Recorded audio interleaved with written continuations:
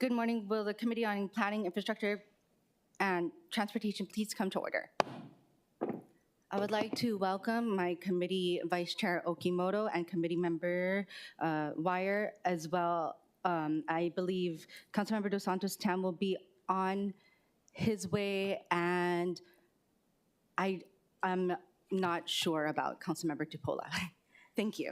Okay, all right. Pursuant to Section 92-3.7, the Hawaii Revised Statutes, this meeting will be conducted as a remote meeting by interactive conference technology with the following procedures in effect for the meeting.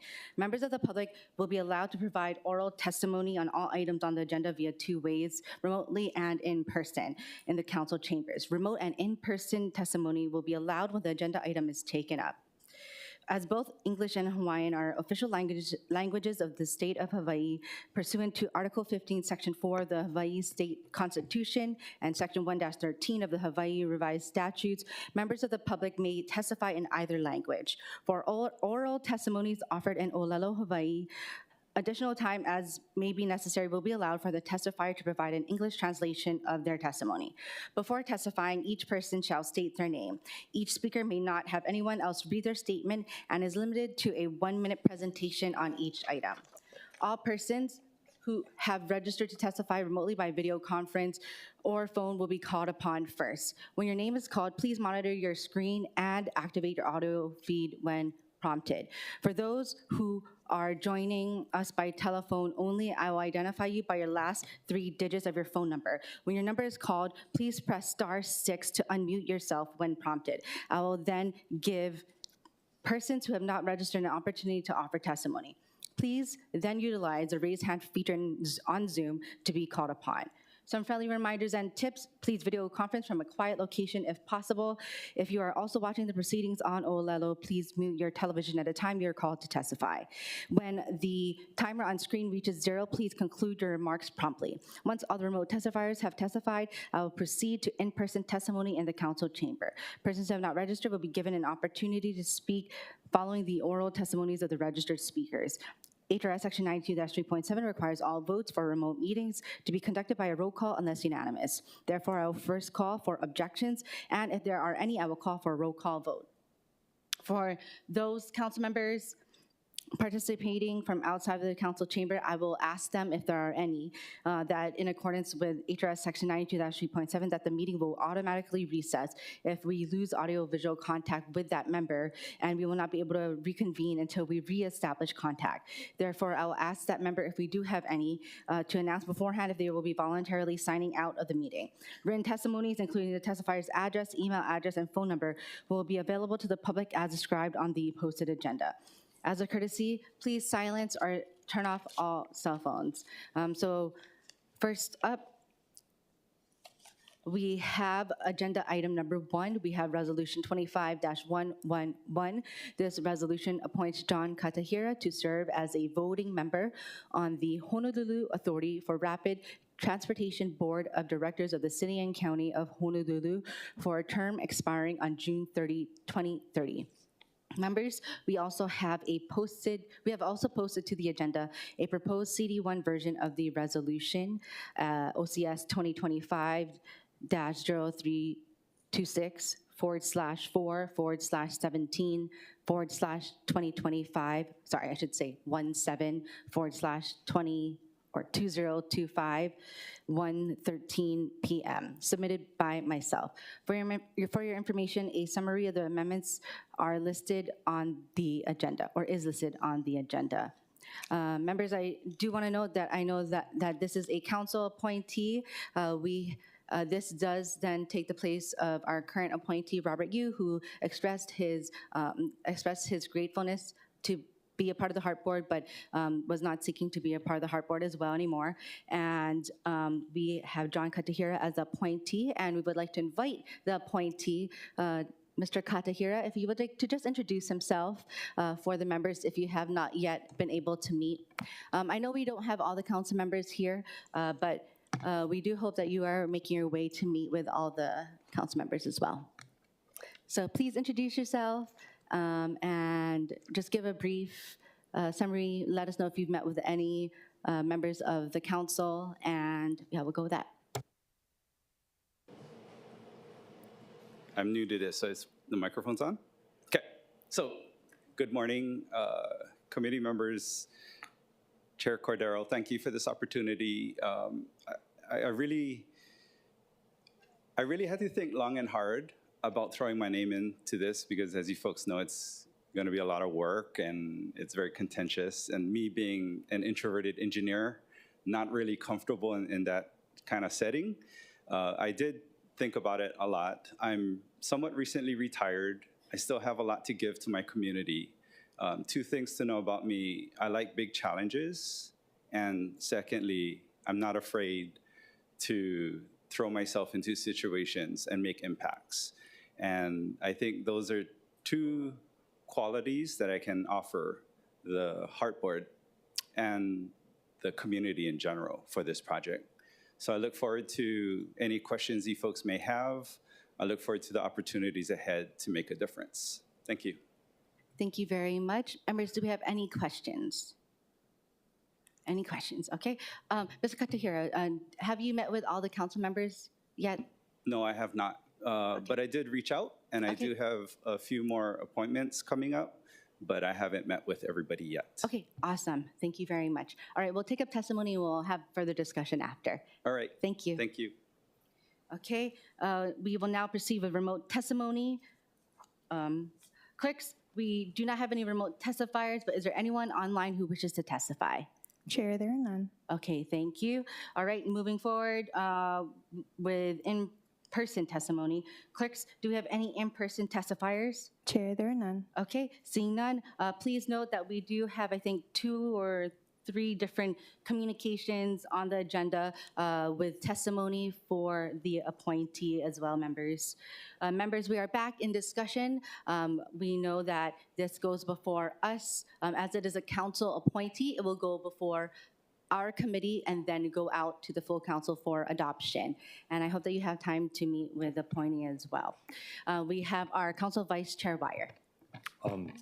Mahalo, Chair. No, just wanted to relay my mahalo to Mr. Katahira for your willingness to step up. Like you said, it's such a huge project. An exciting time for sure, though. And so I know we're all looking forward to later this year. I don't know if it's October or December, but we'll keep that open. But yeah, just looking at your resume, hearing what you shared today, seeing your extensive involvement in the community and professionally, I think you definitely be an asset. So I just want to say mahalo. Thank you. Thank you. Members, I did forget to call on personal capacities. I'll just say personal capacity, Lori Kahikina first. Going back to testimony, in-person testimony. Thank you. John is actually being pretty humble. You have his resume in front of you, but he actually ran his own engineering firm that E&V worked very closely with. They were actually part of our staff augmentation, but in my testimony, you can see, and I'm sorry it didn't come across as signed. I digitally signed it, so when I looked at it, it's me. That is my letter. And I gave a story in my testimony that we were doing the Kailua Kaneohe Tunnel. You folks are well aware of how impactful that project was for E&V, for the community. We had force main breaks along that area, and we needed to put in a sewer tunnel to prevent those spills from happening. And the people on the windward side, there were some quite contentious people, and it was John Katahira's job to go out into the community and make sure that they were okay. All of their concerns were addressed, and just his demeanor, you can see how humble he is and just really soft-spoken. I'm surprised he said that he's introverted and doesn't like speaking because he is really good at it. We had these major community meetings on the windward side in Kailua, and they had rights to be concerned. It was going on to Kalaheo Hills, and that area is very, people felt it was unstable. And so to have us drilling under there a huge 10-foot diameter sewer tunnel, they were worried. And just one by one, John is addressing these people in Kailua, addressing their concerns so that the temperature dropped, and we were able to get that project done on time, under budget and on schedule. If we didn't do that, we would have had penalties and fines from EPA and from the judge. So he was quite instrumental. That is just one example that I wanted to share in my testimony, but I am in huge support of John Katahira being a member of our HART board. So thank you very much. Thank you very much. And I'm sorry I rushed through in-person testimony. That's okay. I apologize. I would have tried to interrupt. Oh, okay. Sorry, I was not looking. Thank you. I think we have another testifier Oh, yes. too. Yes. Next testifier, we have in personal capacity, Michael O'Keefe.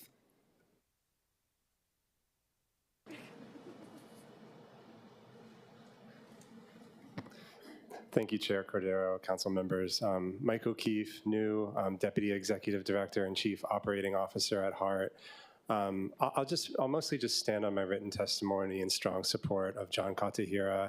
Lori, as a former ENV person myself, just like Lori, he did tremendous work on the KK tunnel project, but also even more recently helping the department navigate through our challenges with siting a new landfill. So in 2022, 2023, he was very instrumental in convening and helping to facilitate ENV's landfill advisory committee. That was the approximately 18-month-long process where we went out to the community, debated sites, and then ultimately selected a few sites for the committee to evaluate. But that was a very challenging project and continues to be. But John, it wouldn't have been successful without John's involvement. So I can't speak highly enough of him, and really look forward to having him on the HART board. So thank you for the opportunity. Thank you. Members, do you have any other questions? Yeah, go ahead. Committee Vice Chair Okimoto. Thank you, Chair. And I know Mr. Katahira was up. If I could just quickly ask, I'm in the group that has to meet with you still, so I look forward to that meeting. And I'm thankful that you have the support of our director and our CEO. It seems like you have a lot of accolades and qualifications that will help you in this position. I think my question is more along the lines of the other parts of this position that maybe you haven't been exposed to or haven't had to deal with in your previous work capacity. So knowing that you have this engineering background, which sounds wonderful, how do you plan on dealing with the different types of, I'm not going to say issues, but types of personalities and challenges that might come up in the capacity as a board member? I think that's oftentimes you go in with the purest intentions, but maybe realize after you get in that it's not what you thought it was going to be. So great question. When I look at my skill set, I think engineering is probably the lowest skill set that I offer. I often tell people if my company relied on my engineering expertise to survive, we probably would have failed a long time ago. So for me, it's really important to hire people smarter than me, better engineers than me. That said, I do bring other skill sets, and I think those other skill sets are what you're referring to: ability to communicate, talk to different types of people, collaboration. Those are my strong suits. Thankfully, through my company's engineering profession, there's an organization called ACEC, Hawaii American Council of Engineering Companies of Hawaii, and we do a lot of business advocacy as a group.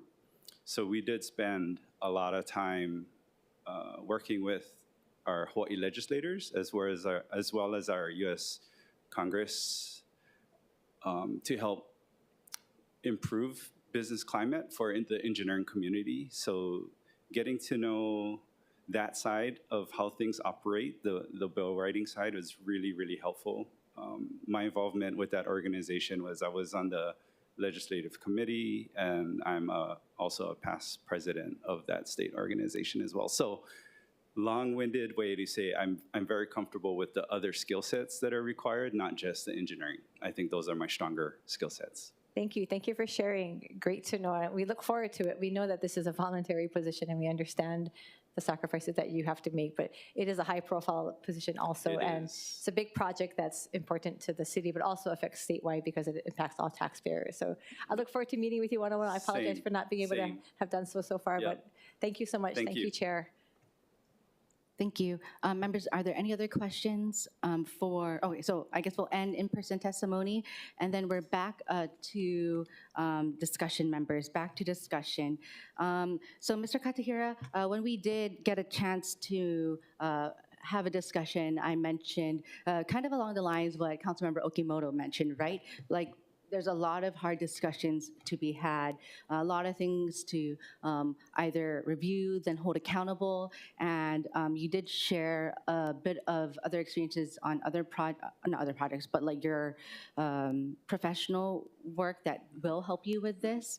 But are there any other instances that you would like to provide for the committee? Or, and another thing is, I've asked other council appointees to keep up with the council members. I know that some have, while most don't, and they kind of just fall to the wayside and just go along with whoever. But with that, I hope that along with what I just asked, that you could also keep up communications. And it doesn't have to be like reporting to all the council members every little thing, right? It's like, hey, if you want further explanation of how the Heart Board voted on this after its PEL, you know, we get sunshine law for sure. But when that comes up, would you be willing to help us understand? Because it's not just, the city council doesn't have actual direct oversight over even the Heart Board. The Heart Board has oversight over Heart, right? So, but we are still, in a sense, like parallel to each other. So we need to work parallel with each other. Sure. So I just wanted to make that. I will not forget that I'm the city council's appointee. Thank you. I appreciate that. Yes. Thank you. Okay, members, any other questions?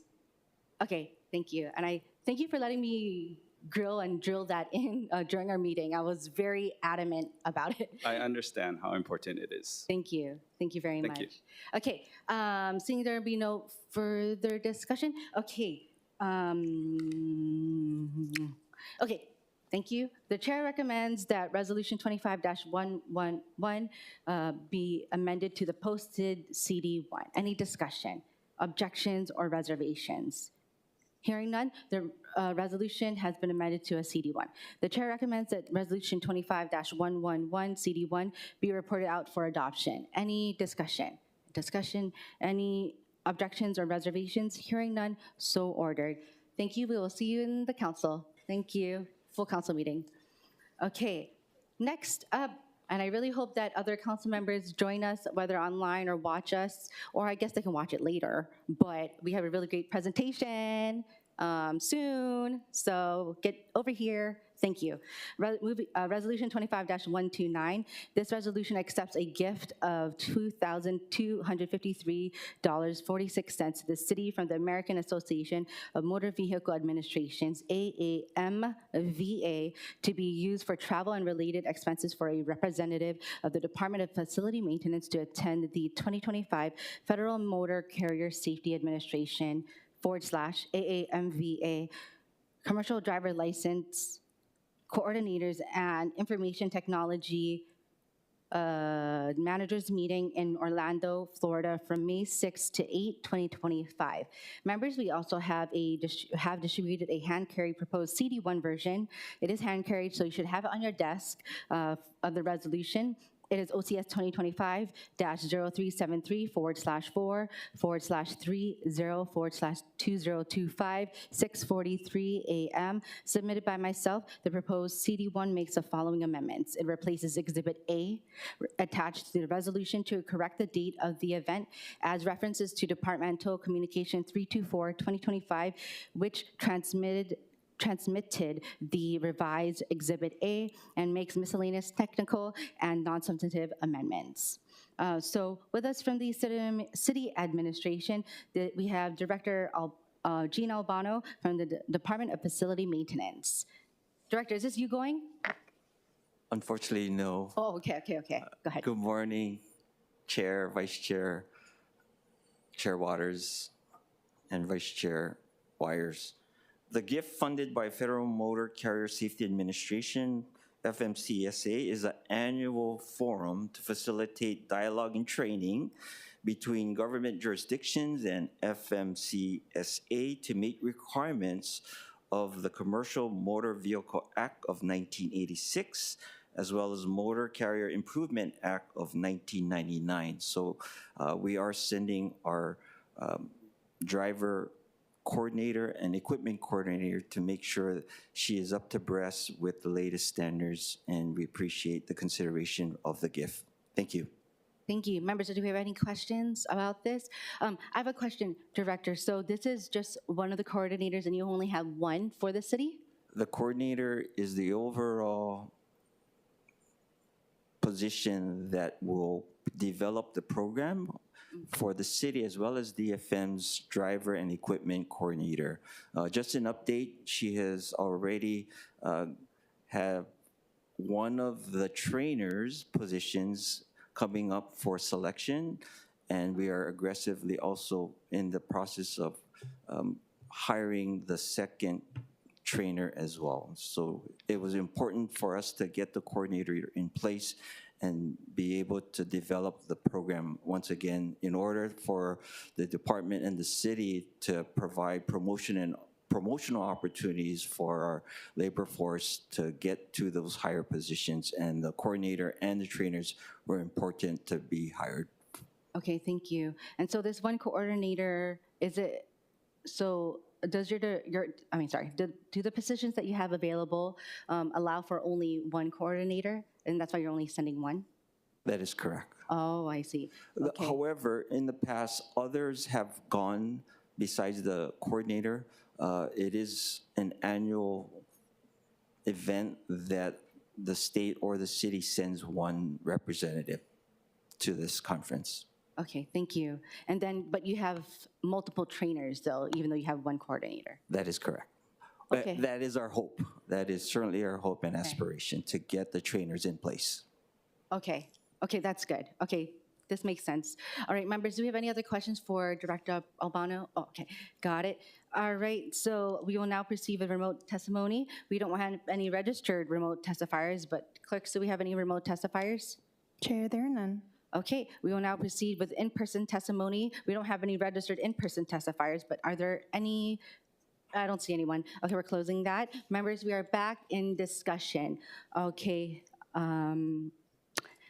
Director Albano, I have a question. I've actually never seen the city, I think this is super good, but I don't know why I haven't seen this before in like the past 15 years. I am not sure, but Okay. yeah.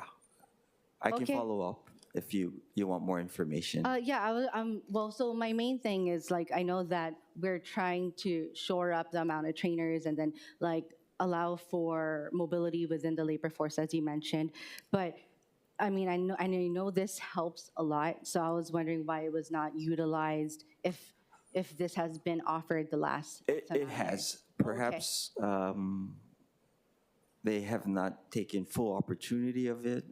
I see. Well, thank you for taking the opportunity. Taking this opportunity. Yep. It's valuable. Thank you. Okay, departments. Okay, thank you. Members, still in discussion.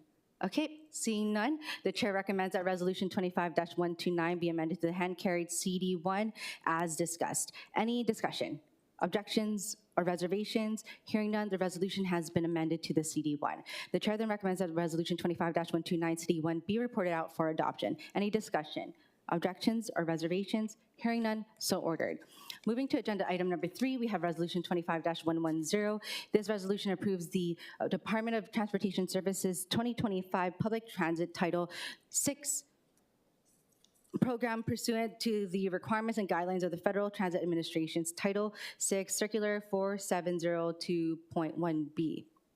With us, we have Director Morton from the Department of Transportation Services.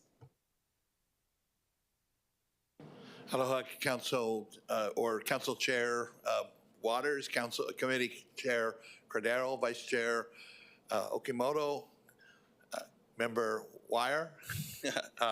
My name is Roger Morton. I'm Director of Transportation Services. Title VI rules under the FTA basically have their origin in the Civil Rights Act of 1964. It is a 3-year update that we're looking at right now. We ask that your favorable approval of this be provided as it is a requirement of the Federal Transit Administration that the governing body of the city approve the resolution.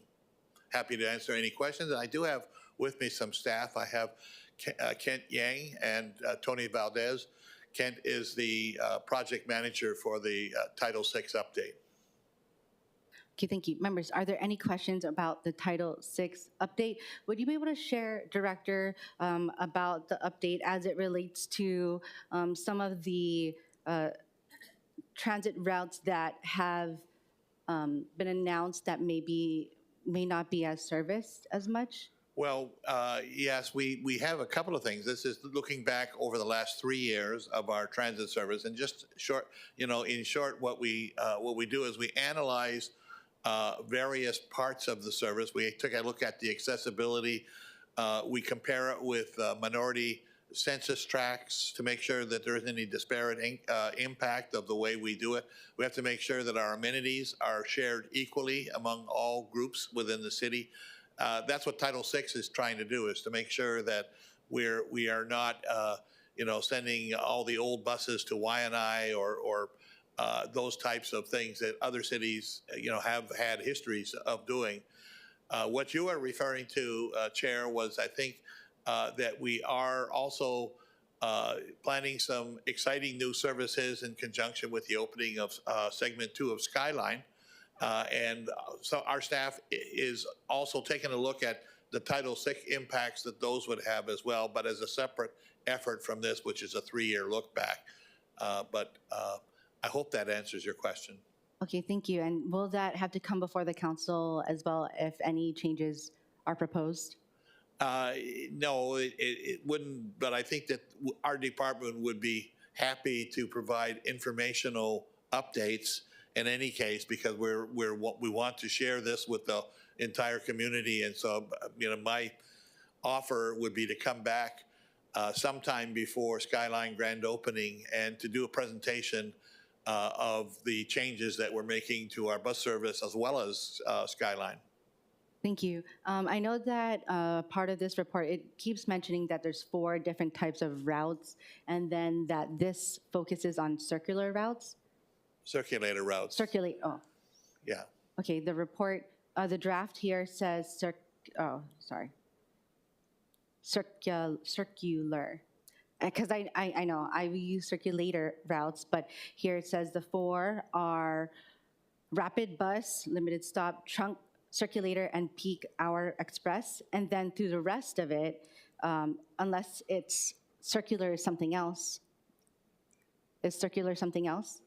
I'll ask my project manager to come up. Because then I would have to ask you to amend this draft and then make it circulator instead of circular. Good morning, everyone. I'm Kent. Circulator, it's a circulator is the type of bus route that we do. I get that, but there's circular here. Yes, circular is what the federal government used for their policy. Okay, I think that needs to be a little more understood when in the draft, because we use circulator here and then there's circular general requirements. So I understand it, but I'm saying that maybe it needs to be a little more clear here. Oh, okay, yes. Thank you. Members, any questions? Any questions? Okay, thank you. Thank you. All right, we will now proceed with remote testimony. Clerks, do we have any remote testifiers? Chair, there are none. Okay, seeing none, we will now proceed with in-person testimony. We don't have any registered, and I don't see anyone else doing in-person any other in-person testifiers. So members, we're back in discussion. Members, back in discussion about this draft. Okay, and I'd also like to welcome Council Chair Waters as well as Councilmember dos Santos-Tam. Oh, testimony, oh yeah, that's right. Number 5. Is this number 5? Oh, 3. Okay, so testimony Angela, I already closed testimony, sorry. All right. Okay, next, I will now make the recommendation.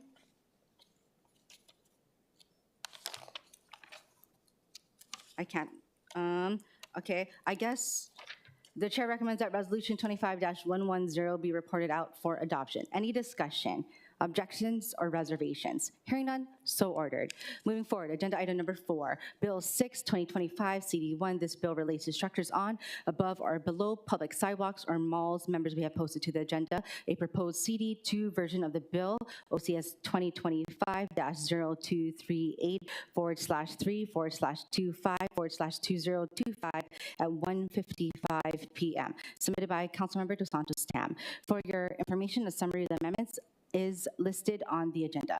I will now defer to the introducer of the bill, Councilmember Santos-Tam, to further explain the CD2 or just anything further about the bill. Thank you. As you recall, Bill 6 started off as a measure to clean up some of the antiquated permitting that the city used to do. The city used to permit things like payphone enclosures, of which we don't have any anymore.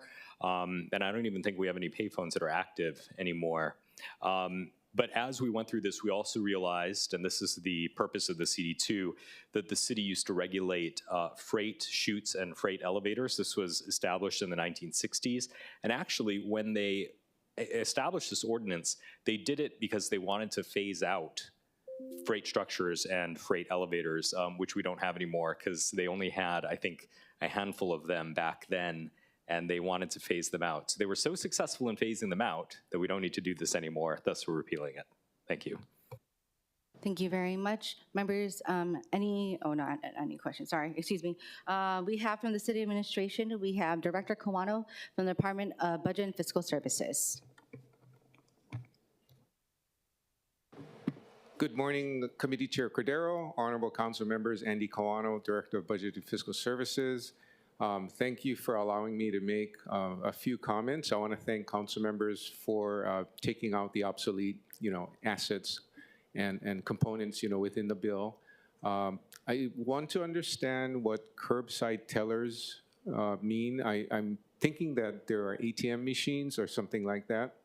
And if that's the case, I have no comment and hope that one day that becomes obsolete as well, and then we can repeal the entire bill. So thank you. Thank you, Director Kawano. Actually, yes, I have a few in my district, some in HONOLULU, as well as I think 2 kind of by Middle Street, sort of ish, Middle Street and King. So yeah, there's some of those they put in the, deposit slips that's like not in or near any of the banks itself. Okay, great. I'll go look at some of those to understand, what they are and how they're set up. Thank you very much. Thank you. Any questions for Director Kawano? Okay, seeing none, thank you. Thank you. We will now proceed with remote testimony. Clerks, do we have any remote testifiers? Yes, Chair, there's one standing by. Okay, Angela Young. Chair, Angela Melody Young, testifying in strong support. And I'd just like to say that relating to infrastructure and outdated phone booths, I think it's time to update the ordinance. And so I'm just going to comment on the procedural element of this amendment, how inefficient it is to revise the law for something outdated for every single thing. So they'll have to go through the legislative process. So just commenting on the procedural element of this repeal, the council should consider getting every single outdated thing, then repeal it all at once, because that's definitely a very time-consuming process. And I think in our modern society, we have a lot of things that are outdated and we need an upgrade. So a phone booth is like a dinosaur or typewriter. And, they're very famous people who make tributes to payphones like Maroon 5. Thank you, Angela. Noted. And I think that's why our Councilmember Santos-Tam kind of has multiple bills and includes a lot of omnibus stuff there. Okay, thank you. Thank you. Okay, cool. Thanks. For hearing me out. Is there anyone online who wishes to testify? Okay, bye. Seeing none, we will now proceed with in-person testimony. We don't have any registered in-person testifiers. Clerks, do we have any in-person testifiers? Chair, there are none. Okay, seeing none, members, we are back in discussion. Back in discussion. Okay, seeing none, I think now that we're gonna all recognize all the curbside tellers in our district now. Anyway, the chair recommends that Bill 6, 2025, CD1 be amended to the posted CD2. Any discussion, objections, or reservations? Hearing none, the bill has been amended to a CD2. The chair then recommends that Bill 6, 2025, CD2 be reported out for passage on third reading. Any discussion, objections, or reservations? Hearing none, so ordered. Moving forward, we have, okay, this is my favorite part of our agenda. I'm really excited to talk about this. We haven't had a presentation about road rehabilitation since I remember. But I just remember when I was staff at the council that we talked about road rehab a ton because that was the past administration's priority before. And we just learned so much about the road rehab process. However, in this term, we have not. This first item is discussion on the city's road rehabilitation process. I asked these different agencies to join us. I do want to thank, with us in the council chamber, we have our Department of Facility Maintenance Director, Gino Bono and his team. We have the Department of Design and Construction Director, Haku Milis and his team, or him, and Department of Transportation Services Director Roger Morton and his team, and who will be providing a brief presentation on the city's road rehabilitation process, as I know I will learn a lot from today. For your information, the presentation is available online as Departmental Communication 321-2025. I do hope that the rest of the council members do take the time to look at the presentation on the agenda, as linked on the agenda, or watch the YouTube video, because I think this is really good to know, and I'm excited about this.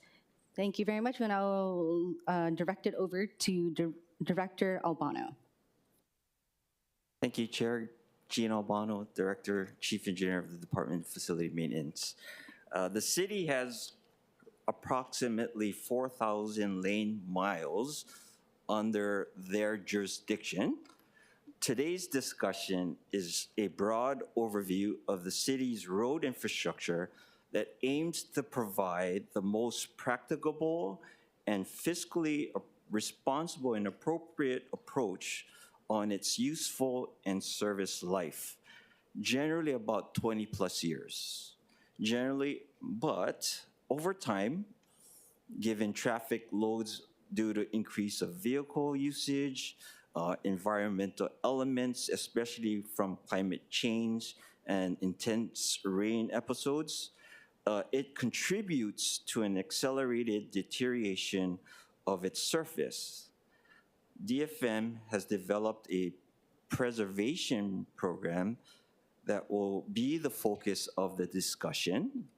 However, in some instances, as a result of redevelopment, federal funding opportunities, emergency repairs, and community priorities, major rehabilitation and reconstruction are done, which is facilitated by DTS and/or DDC. And with us are directors Morton and Millis as part of today's discussion. So I want to thank both Roger and Haku spending their time today to discuss roads. And it's just a reflection of really an effective collaboration of the departments as it relates to road rehabilitation. And with that, I am fortunate to have with me Deputy Director Warren Mamizuka, Chief Sugihara, and Deputy Assistant Chief Harbado, who are with the Division of Road Maintenance, that will present with me. I didn't want to do the presentation all by myself, and so I'm getting the experts to really be part of this discussion. So the agenda is primarily to provide education in terms of the distress conditions, the various types, how we develop surface data and mapping, and then discuss the various preservation treatments that are used by DFM, and then also provide an analysis of the road, and then provide for information the various street jurisdictions of each of your districts. And it's for information only. We don't intend to really discuss all of those maps unless there is a need to. So with that, I'm going to turn it over, and we'll end with Q&A as well. With that, I'm going to turn it over to Deputy Director Warren Mamizuka to start us off.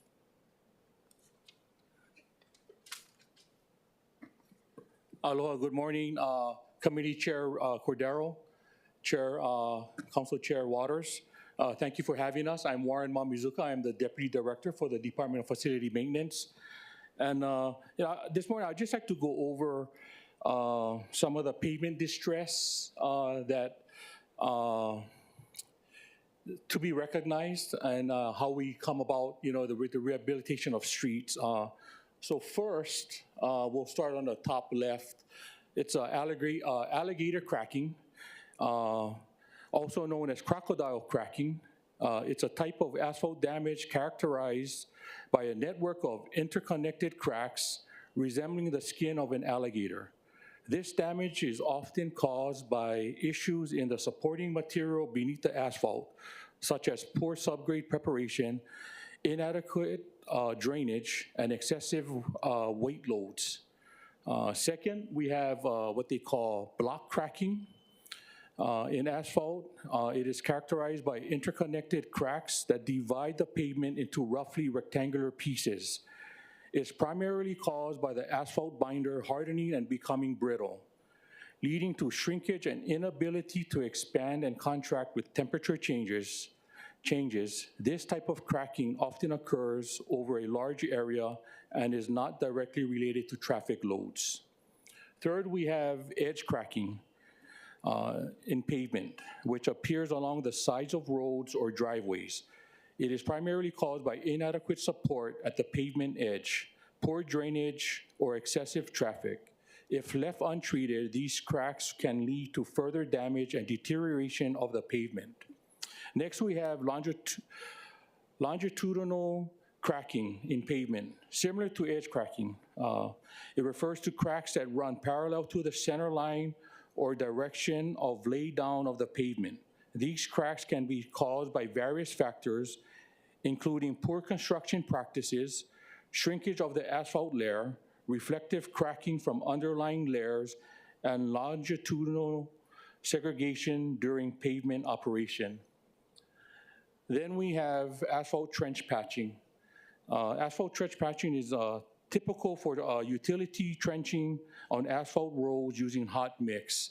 The city would prefer, if any trench patching occurs, that we do full width of the lane. But in most details, it's just, depending on the size of the pipe that's being installed, there's a certain width for the trench. So moving on is pothole. Pothole is a hole in a road surface caused by wear and tear, primarily from traffic and weather, especially freezing and thawing cycles. They can range in size and depth, and if large enough, can cause damage to tires, wheels, and vehicle suspensions. And weekly, we receive multiple calls and emails for potholes around the island.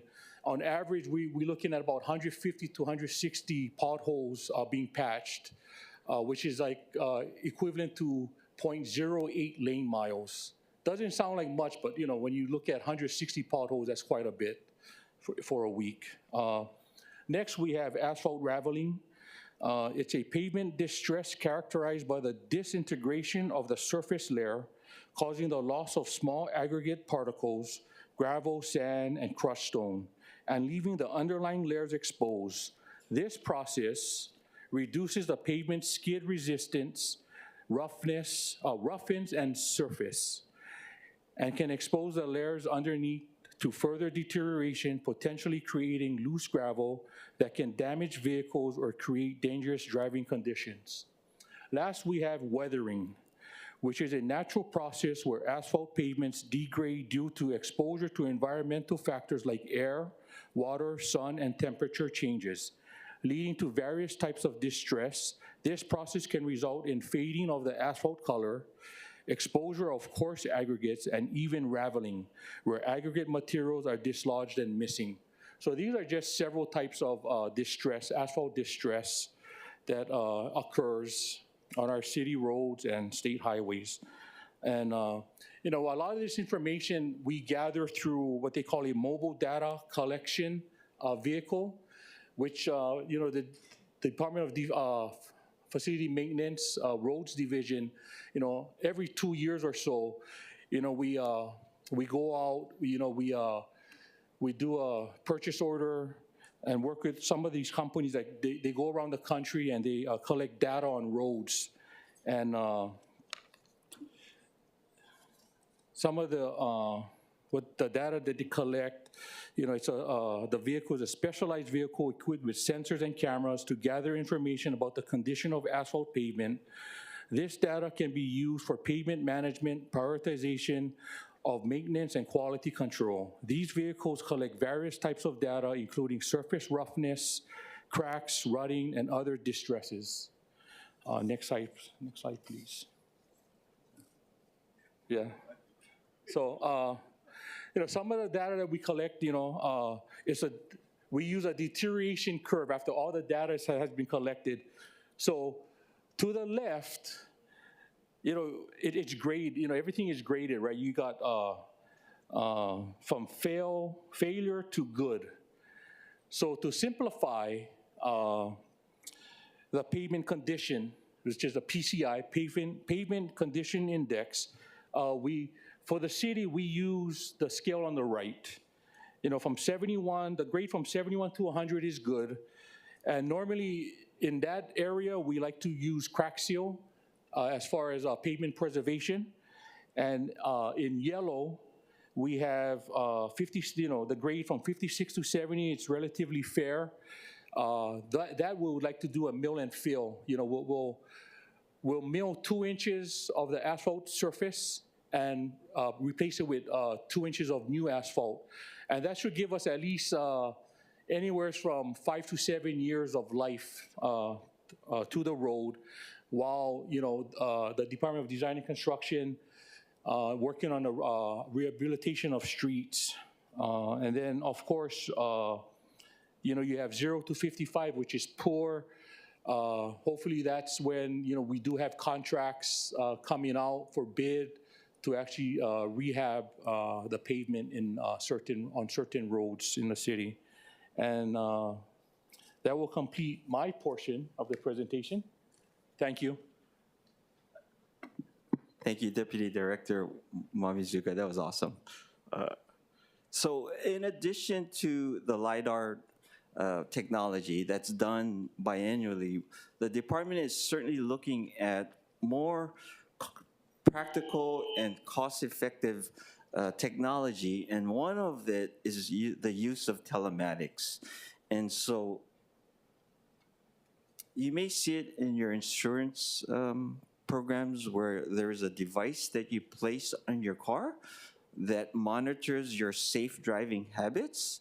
So the technology, or this is called a tag, G-tag, that will allow us to place this in city fleet vehicles that will allow us to then monitor the vertical roughness of a road by the use of the city vehicles. So when employees borrows a car to do their business on the roads, we are considering this technology that allows us, just by the use of the vehicles, the byproduct of that analysis, and that would provide supplemental information that would allow us to then be a little bit more proactive to identify roads much more quickly and get to maintenance or repairs as needed.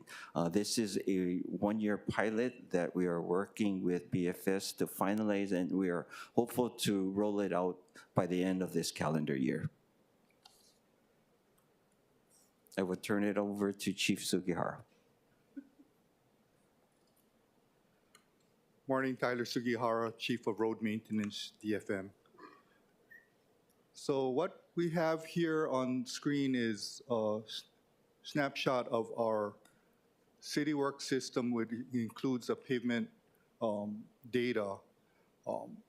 And then what happens is that we take the data every 2 years with a contractor. So you'll notice in our city budget that every other year in the 3006 fund in the 2063 org code, there's a $1 million increase. So every other year, we add in 1 million, and then the next year we take it off and we add it back in. But that's to do the data collection.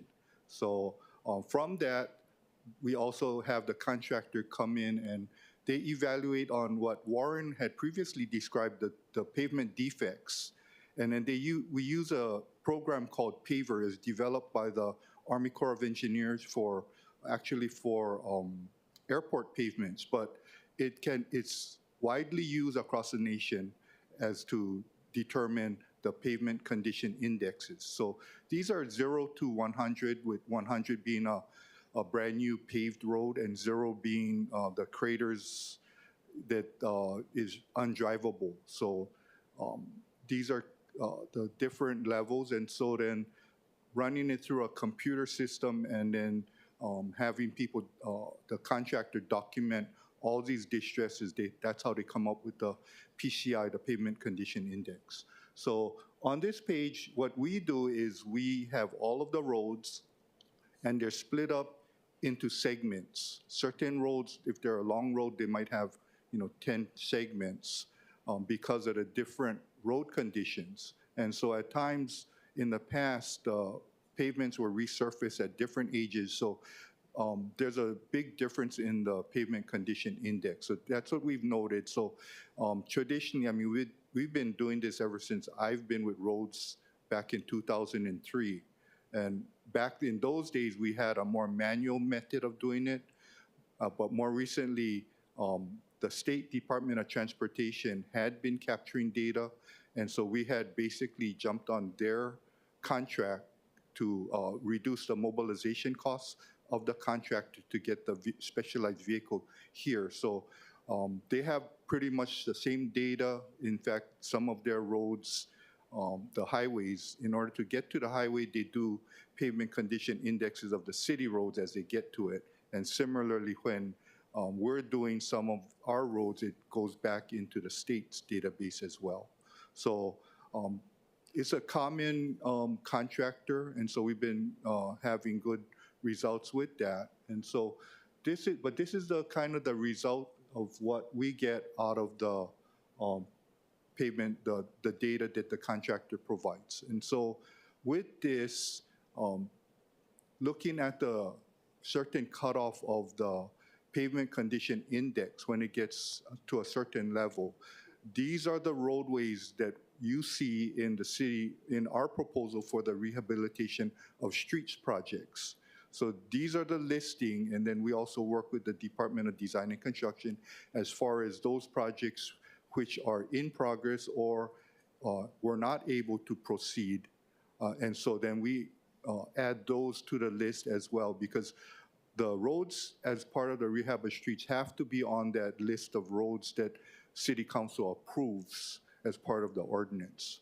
And so as part of that, this is how it's generated. I mean, I imagine you folks always wondered, how do we get all these lists of roads? And this is the method that we've been using for probably the last 5 or 6 years to come up with these roads. And then from that, I know City Council also has some ideas as far as added roads. So we've seen some of those roads added to the list of in the ordinance.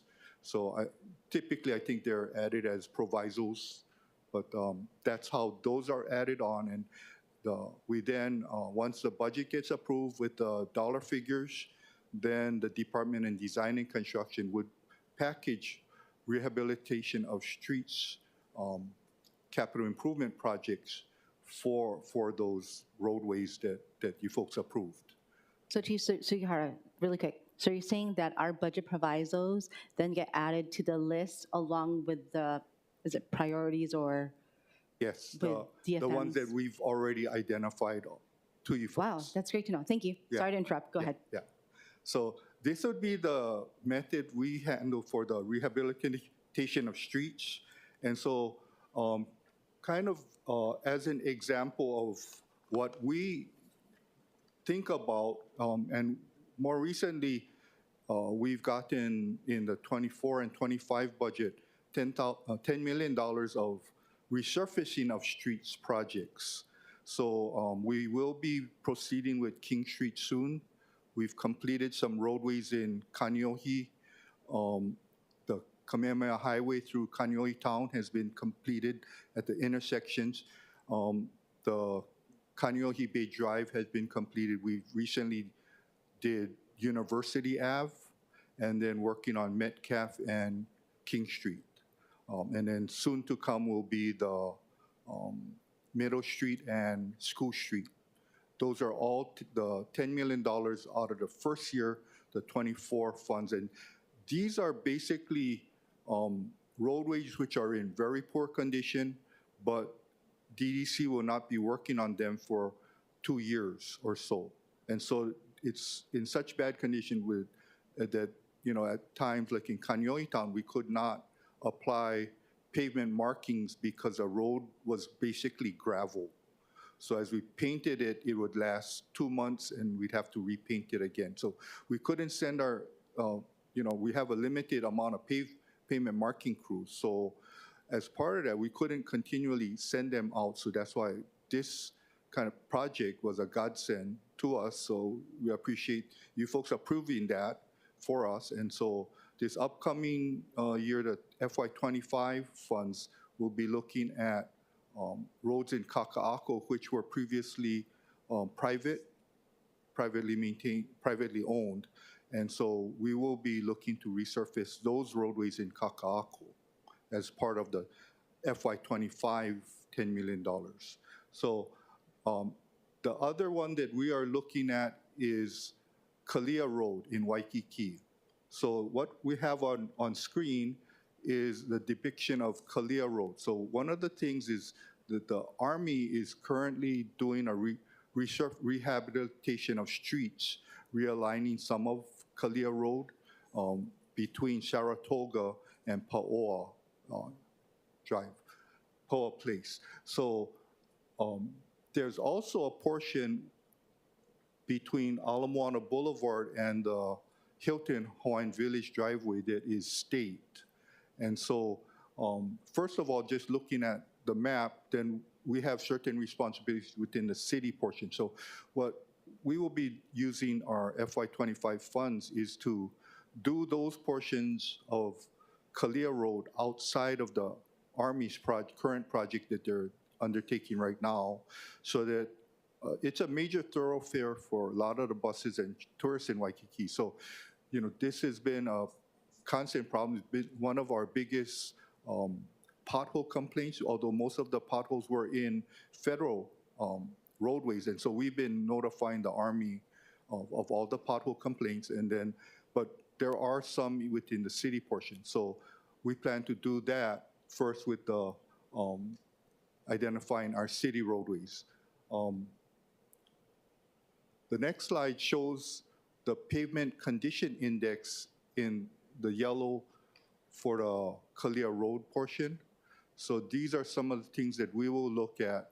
So we have these, our pavement management system is GIS oriented, so we can split up the jurisdictions of the roadways as well as the pavement condition index by color coding to make it easier and give a easier depiction of the condition of the roads. Okay, I'm going to bring up my Assistant Chief Dustin Harbottle to speak about, I think one of the things that is kind of would be beneficial for council members is to see what the ownership of the roads and jurisdictions within your own council district. So, Dustin? All right, thank you. Dustin Harbottle, Assistant Chief, Road Division. So the map that's shown right now, it's just showing all of the different districts on Oahu. And then we're just gonna go through and show each district, and basically we broke it down to what the jurisdictions as far as what's state maintained, what's city maintained, and then what's not city maintained. So right there will be the first district, District 1, so Leeward side. So in these ones, the blue lines are gonna be DOT, so state DOT maintained. And then the green are what is not city maintained. So some of those are private, some of them are federal. And then I believe it's the red color, red or gray. Sorry, I can't really see with good eyes, but that is all city maintained. So those are the actual ones that we from Department of Facility Maintenance Road Division, that is what we maintain. Next slide. Okay, so next one is District 2 up on the North Shore, Wailua, I believe Central. So same thing, basically it's gonna be the same throughout all of them. Blue lines gonna be state, the reddish is gonna be city, and then all the green is not city maintained. In this one, it's a big district, but with this district, it's for road division, it's actually split within 3 of our maintenance yards. So you're gonna have our Wahiawa yard will maintain Mililani Wahiawa. Our Wailua yard, which is in Haleiwa, will maintain from Waimea all the way through North Shore, and then Laie will cover the other side of Waimea heading down the Ko'olau side of the mountains. District 3, again, nothing's changing. Same thing, blue, city, red is city, green is not city maintained. 4 is, again, nothing's changing. Blue is state, red is city. I believe this is south side. So this one is gonna be one of those where this is covered fully by our Honolulu district. But our Honolulu district, our Honolulu yard is one of our bigger yards, so they'll actually cover this district, and I believe even some of District 5, which would be the next slide. And possibly even District 6, yeah. So again, not all of these is all the same. Blue is gonna be your state. A lot of the state ones you're gonna deal with is a lot of your highways, freeways. Just to know, so when you start dealing with more of the rural areas, there are some places where like your highways, which would normally be state, the city does maintain some of those, but a lot of it is handled by the state as well. District 7, yep, same thing. So blue, as you can see, a lot of that is the state. It's mainly your highways, your freeways, and things like that. The city will maintain a lot more of the residential areas, but then there also is other areas that are private or federal that the city just doesn't maintain. District 8, I believe this is starting to your west side. So this will be our Pearl City yard. We'll cover some of these ones, but your highway is state, and then city would be your red districts. And then this is your District 9. Yep, this is more like your Eva Kapolei-ish area. So blue is state, red is city, green is not. You want to do this? Let me do this one. Okay, so the city works, this is the city works, so this is road divisions, our Department of Facility Maintenance. We utilize this program for different things. When we get our complaints, we use this system to create service requests, to all create our work orders, so we can kind of organize, see what needs to be done. Also within this that we have right here, it's information about the PCI data that we have, which we also keep within there. So it shows for us all the different areas and different segments of what the PCI is for each of those type of sections within the roadways. Thank you. This concludes our presentation, so we want to thank the council for allowing us to present. And again, if there are any concerns about the roads, please reach out to our hotline at 808-768-777, or most efficient is to email us at dfmroads@honolulu.gov. And with that, we are open to take any questions that you may have. Thank you. Thank you very much. That was a great presentation. I really appreciate it. I want to thank all the departments for being here, but especially for Department of Facility Maintenance and the whole team.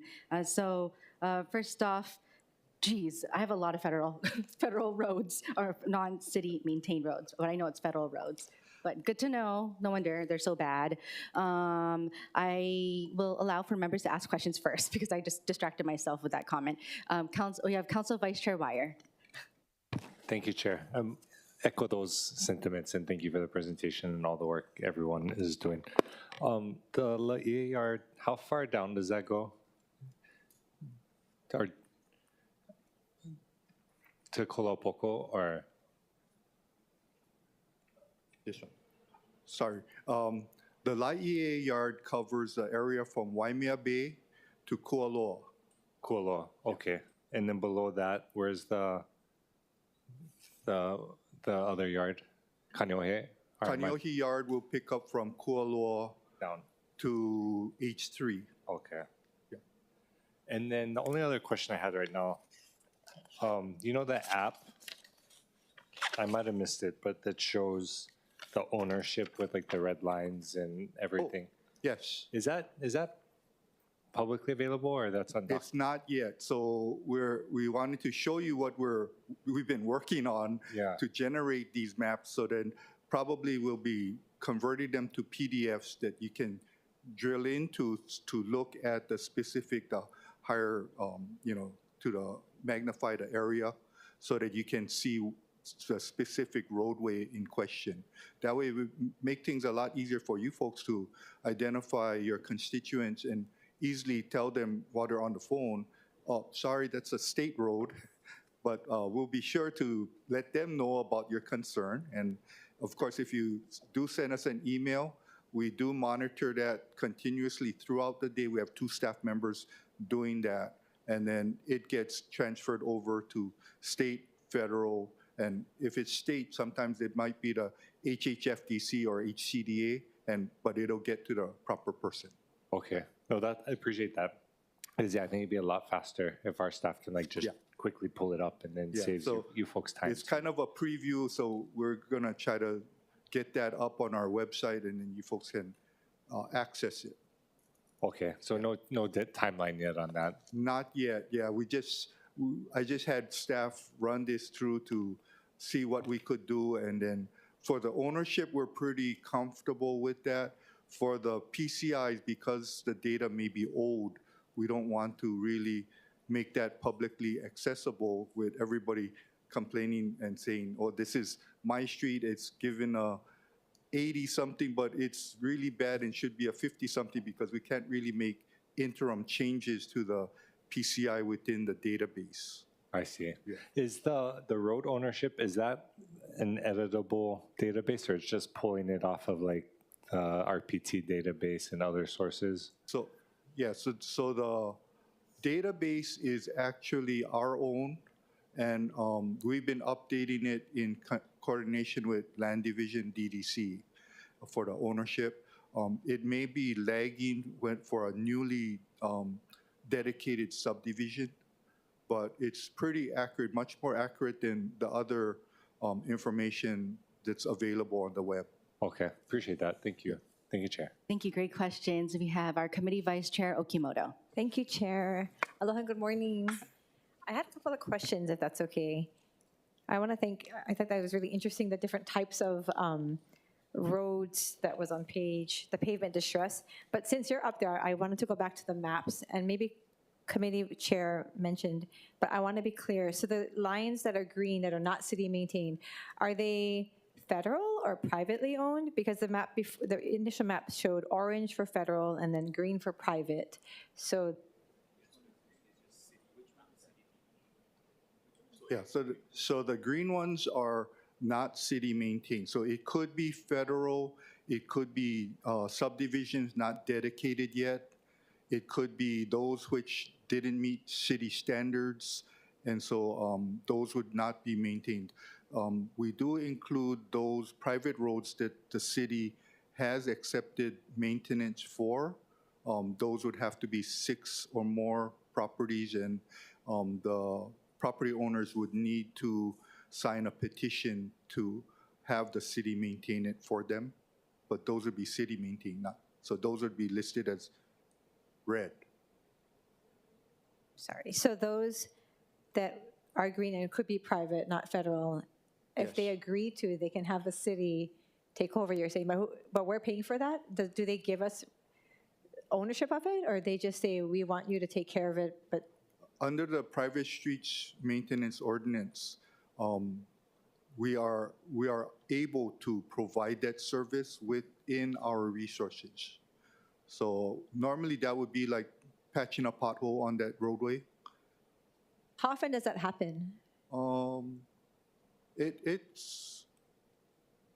mean, we get them occasionally. For the most part, the more potholes are that are reported are on the heavily used streets. So the private streets, some of them, they realize that they can call for the city, but because there's very little traffic, it doesn't get a recurring pothole as frequently. Interesting. So these are roads that are privately owned, so the public can't access them. It can only be city maintained if they are publicly accessible and there are no restrictions on its use. So if you have a parking for residents only sign, no, you don't qualify for city maintenance. Or if you have a private road sign, then no maintenance. I'd be interested to know how often we are doing this for these non-city privately owned roads. I don't know if that's something that we could get data on, and how often we're addressing. With our city work system, we may be able to try and see if we can pull that data. Okay, thank you. I'd appreciate that. Let me see if I have questions. I think the other questions I had, I don't know if, probably not for you, might be for Deputy Director or Director. Going back to the types of roads, pavement distress, and I might have asked this to you guys in the past, but is there any other type of material that could be used, or is this gravel the type of material that would be best? Because we have, with our varying climates that we have here, different types of distress. So are there other types of materials that could be used, or is it just the same thing that we're using, the same type of gravel? So the material that the city uses primarily is hot mix asphalt. That's the same product that is used to pave the roads. There are other products, like during times when the asphalt batch plants are not running because of weather, inclement weather, we do have synthetic pothole patching mix. It's about 8 times the cost of hot mix asphalt. There are other newer things coming out, but those are even more expensive for the pothole patching. And then the jury is still out on the effectiveness of these types of materials. So we have a really long history, and across the nation, the standard is the hot mix asphalt patch. Okay, that's good to know. My question to follow up was, what you mentioned the 8 times cost, which is good to know. We don't want to use taxpayer dollars unnecessarily, but I'd be interested to know on the duration. If we use the costlier material, does it last longer? Do we have information on that, or you're still assessing that to see? For the, I guess, the new products, I think like an epoxy type product, we're still assessing that, but they were very costly when we did a cost comparison. And so 8 times material would be the bag mix that you might find at Lowe's or Home Depot, the asphalt patching driveway mix.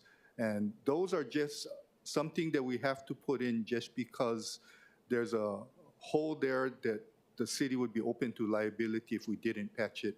But at that time, we didn't have hot mix asphalt. Okay. On average, how long does patching, or when we repave something, how long does it last? Often depends on the weather conditions. If you have a lot of wet weather coming, it will pull, and adhesion may not be good because of the wetness of the hole. So the asphalt material has a hard time sticking to the existing material. If we have we do have a patch truck which keeps the material hot and then has a tacking oil as part of it and a tamping, a tamper to compact it really well. Those will probably last quite a long time, and the pothole will be patched pretty flat in comparison. Like a lot of ours, what we've been using is the old throw and go method, which is basically you have a dump truck with a pile of asphalt, hot mix asphalt in the bed, and you basically take a shovelful, put more than what's covering the hole, and then tamp it down, and then reverse the truck tire over the patch to compact it. That doesn't last. I mean, it's still pretty decent as holding up, a lot better than the synthetic mix, but still, I guess the better method would be with that patching truck method. Yeah. Sure, I have just a couple more questions, if that's okay, along the same lines. Thank you so much. Are there parts of the island that have more road damage than others based on usage, climate? Are there areas of districts that are affected more where you guys have to go out there more and do these patching or address the distressing? There are those areas which have heavy traffic. The other thing is some of our roads are built on pre-1970 standards. So back in the day, they built the roads with granular sub-base material or base material. And so the more up-to-date standard now uses an asphalt-treated base, which kind of keeps the material glued together as a unit. And so it ends up as a thicker overall asphalt pavement. So you have the asphalt-treated base 6 inches, 4 inches to 6 inches below, 2-inch top coat, which can then be mill and filled to bring the roadway back up to good riding condition.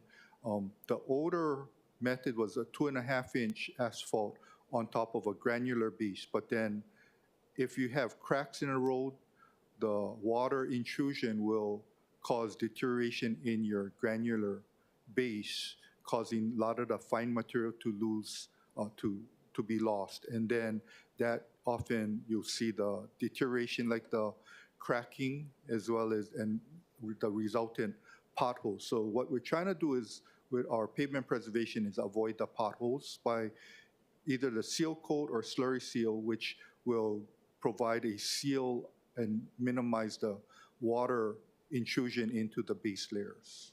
Okay. And then with tree roots in my district, in my area, there's roots. We became a tree city, which is wonderful, but the trees they take over the sidewalks, they take over the roads. How do you address that? I didn't see that on here. Maybe it's just in my area. So the tree roots, we work closely with Department of Parks and Recreation, Division of Urban Forestry. Some of them, they've agreed that these trees that were originally installed, they make great shade, but they also have aggressive tree roots. And so they've seen some of these trees outgrow the size of the planter strips that were approved as part of the subdivision improvement. So it's a matter, I guess, originally when planners were putting together and approving subdivision plans, they didn't take that into consideration, the tree roots and the aggressiveness. And so it's gone beyond just the uplift of sidewalks, curbs, gutters, but like in Mililani Town, the roads. they're affecting the road. So you got speed humps, which may be, traffic calming, but it's no fun to ride over them. They are organic speed humps for sure. Last question for this round. I think I asked this again, probably to DDC as well as you guys. When it comes to maintenance of the roads, how are projects prioritized in general? Do you guys have like a maintenance schedule where you go and check, or is it by request? So for maintenance schedule, so there's really no maintenance schedule because it's unknown exactly how frequently the degradation occurs. We use our PCI to program the rehabilitation of streets projects, and then as part of that, design and construction works with the DTS as far as the inclusion of complete street improvements, bikeways, pedestrian improvements along those roadways. So as far as how that, it's usually packaged together geographically so that the contractor doesn't have to mobilize in multiple locations. Does it have to be like a certain amount of mileage or surface area, or before you can say, okay, we're going to go down there? Or is it the severity of the It's usually the severity of the road conditions. And then from that, then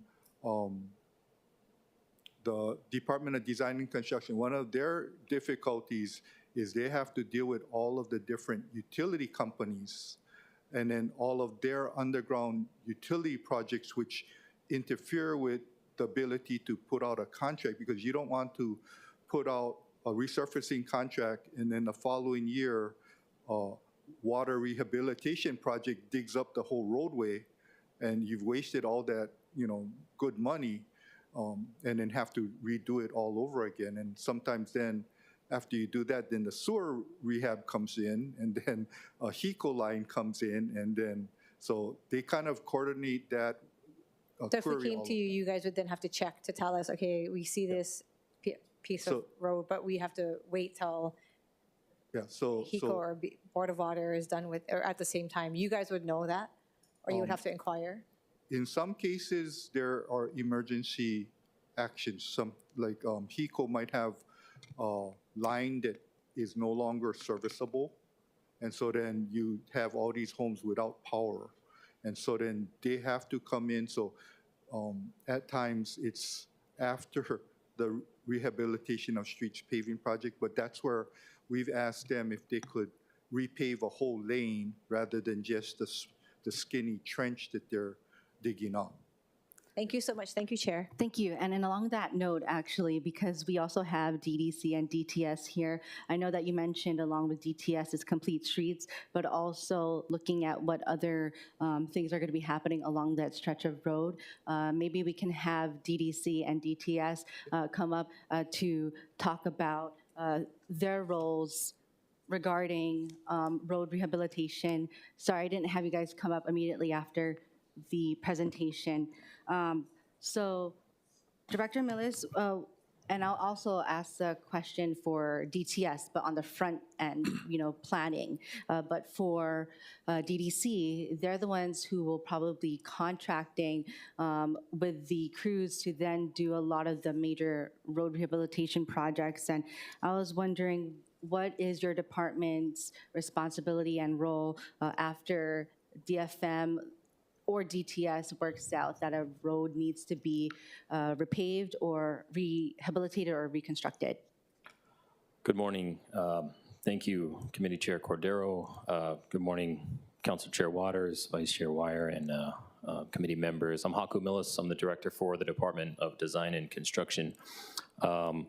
If you can pull up the pavement index real quick. So DFM will monitor the condition of the roads. They will buy time by doing their maintenance projects. Tyler talked about the $10 million for doing resurfacing upcoming on King Street. They do the slurry seal or seal coating. And so that helps us because that keeps roads, a huge number of roads getting down into the red area. And so once it gets down there, the 55 index, then it's kind of look to DDC, okay, this road needs to be completely reconstructed. We can't just do mill and fill. We can't just patch it and buy a few more years. So what we need to do is if a road gets brought to us, hopefully if there's something nearby or another project that's in the vicinity, we'll just try to package it right away into something that's hopefully in design, and it can be included. If not, then it needs to be packaged up with other roads, as Tyler mentioned, in the same geographic area. Director, does that include utilities? I know Councilmember, Committee Vice Chair mentioned HECO, but when you package them, does that mean including with the utilities? So the utility projects, so I'm getting to the coordination of the utilities, that's okay. So one of our other responsibilities is we have to reach out to the utility companies to see what other projects they may have going on. We don't want to go pave a road if they're going to plan a huge water replacement project, BWS, immediately afterwards. Typically, we need to coordinate that work. There was some work on, what road was that? New OʻAHU, going up School Street a few years ago, where I think ENV had some work there where we had to coordinate some of that paving. And so they repaved, I think, a full lane as opposed to just doing the trench restoration. So that kind of coordination is needed. We need to understand what they have planned, and then what are the conflicts, if they don't have anything planned, of things that we need to account for as we move forward into a design on a project. We also have the Complete Streets aspect, so we work closely with DTS and the Complete Streets core team to look at other improvements besides just, straight repaving. What else can be incorporated into those projects? And so after we package up a project, we'll hire a consultant to do a design and then go out to bid for a contractor to go, go get the work done. Thank you.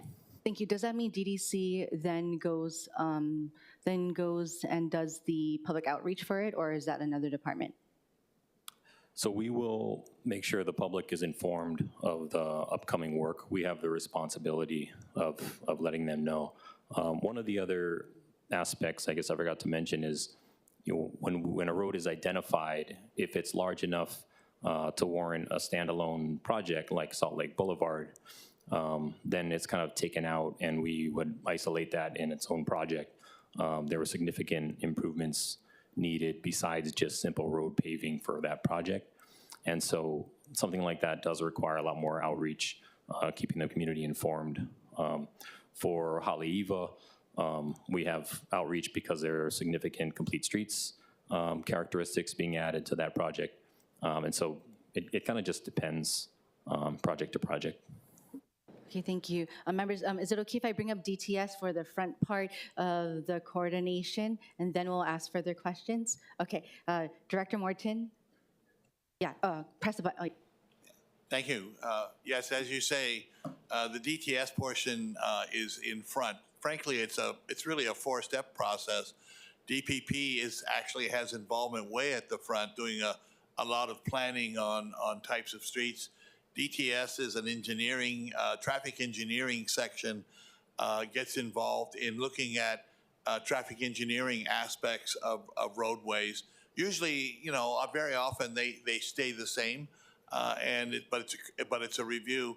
And then, of course, there's the complete street aspect, which is required by ordinance to have complete streets considered for any type of major, development. And within complete streets, we look at Vision Zero, we look at the pedestrian master plan, we look at our OʻAHU bike plan, and we have a checklist really of looking at roadways. We apply a checklist to that and try to implement a lot of complete street features where the width and the right of way of the street allow for it. When we do that, as you know, we get involved in a lot of public outreach on the complete streets portions. We're in your districts regularly talking about projects that are proposed. It's a 4-department effort on complete streets, including DPP, DTS, DFM, and DDC. And our complete streets administrator, who unfortunately can't be here today, reports to 4 bosses, which has got to be one of the most complicated jobs in the city. Thank you. Members, thank you, Director Morton. Members, do we have any further questions for any of the agencies here? All right, we'll go with Council Chair Waters, followed by Councilmember Dos Santos-Tam.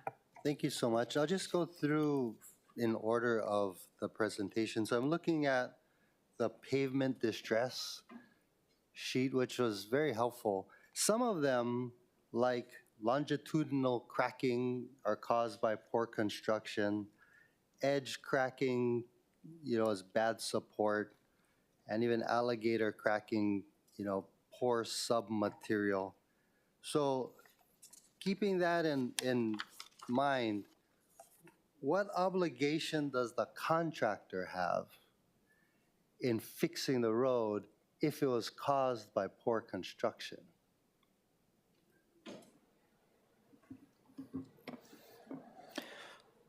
Thank you for the question, Chair Waters. The contractor is responsible for their quality. They provide a warranty, and during that time, typically it doesn't take very long to recognize significant issues in the work. We are working to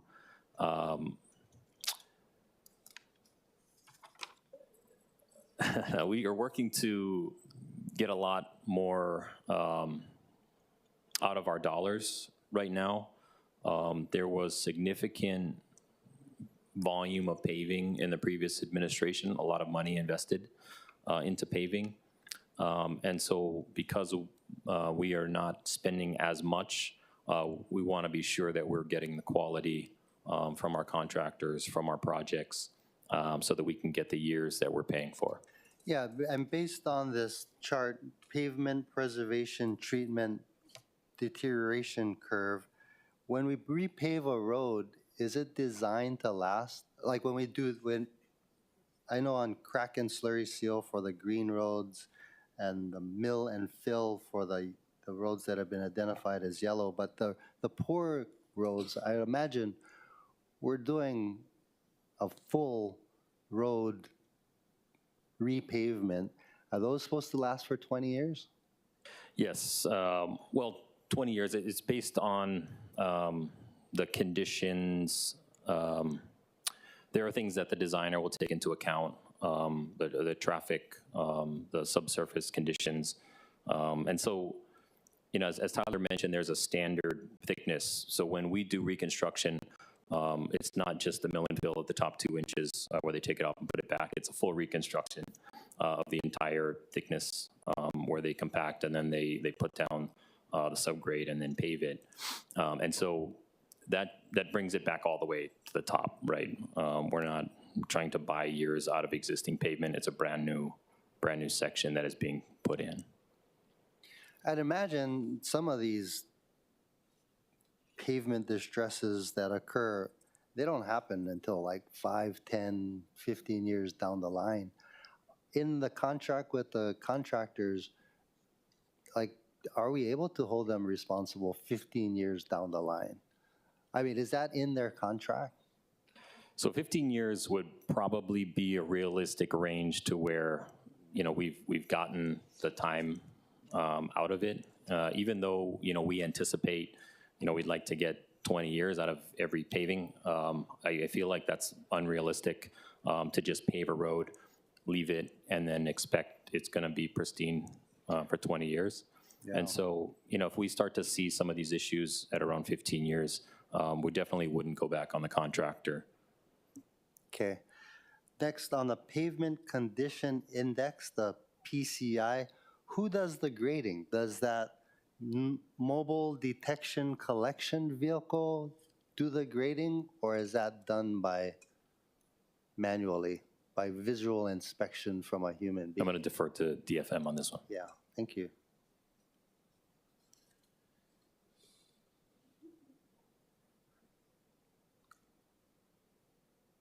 The contractor that we hire to take the data also will work with their people to come up and assess the pavement to come up with the pavement condition index. And they'll do it island-wide? Yes. Do they utilize that mobile detection collection vehicle? They use that to capture the data, video data, as well as other data. And then from that, they have staff to check the videos and come up with the pavement condition index. I see. And then, you know those maps that you showed us dealing with who has jurisdiction over what road? Seems like it's pretty simple. Blue was state, red was city, and green was non-city or feds or state. But I think it would be super helpful because if you're utilizing sorry, I gotta get the terms right, the pavement condition index, red means poor. But on this map, you're using red all over the place. Yeah. So that doesn't mean it's poor, right? Because otherwise, you look at my district, everything is poor because it's red. None yellow. So couple blues. Actually, what we provided was the ownership, just to give you folks an idea on ownership. But if you look at the slide on Kalia Road, we do have. So this is the ownership map, which shows the red that is city, the yellow which is federal, and the blue that is state. But if you look at the next slide, this is the pavement condition index for the city-owned roads, because we only have the PCIs for our roads. So you'll see on Kalia Road is yellow. Pa'oa Place is also city, but it's green, so it's in better condition. Yeah. So we do have that, but we cannot put all the different colors on one map because then we'd all get confused. So we kept the ownership map separate from the PCI maps. Okay, but are the PCI maps available for us? So the PCI maps are not available yet. The problem is that the data hasn't been totally quality controlled yet. And so we don't want to give false information out to anybody or indicate that a road is good when it's not.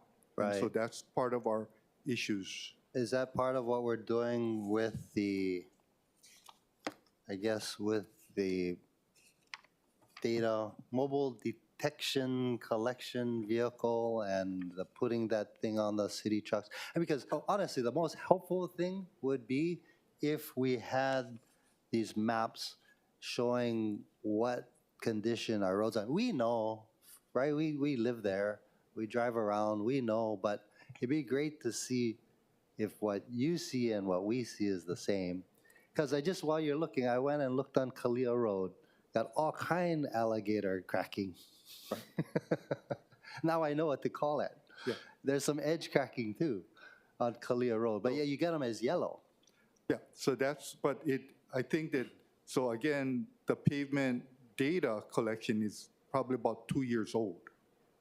And that's why we don't want to release it to the public, because everybody would be calling and asking, why is this? And we'd have to go chase all of this information down, and then we can't do our job.